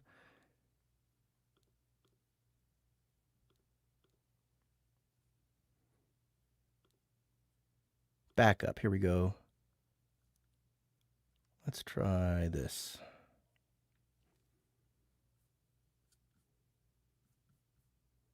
Here we go. Yeah, all right, I saved it. Perfect. As scene 4. There we go. Replace.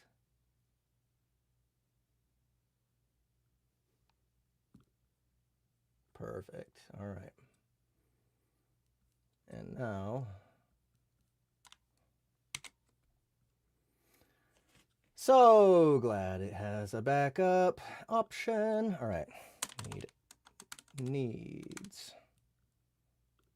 Who we got? Annie, Jessica,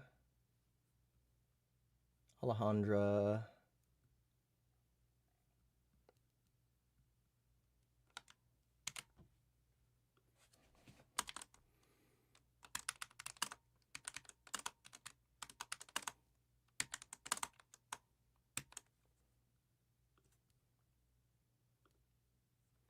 There we go.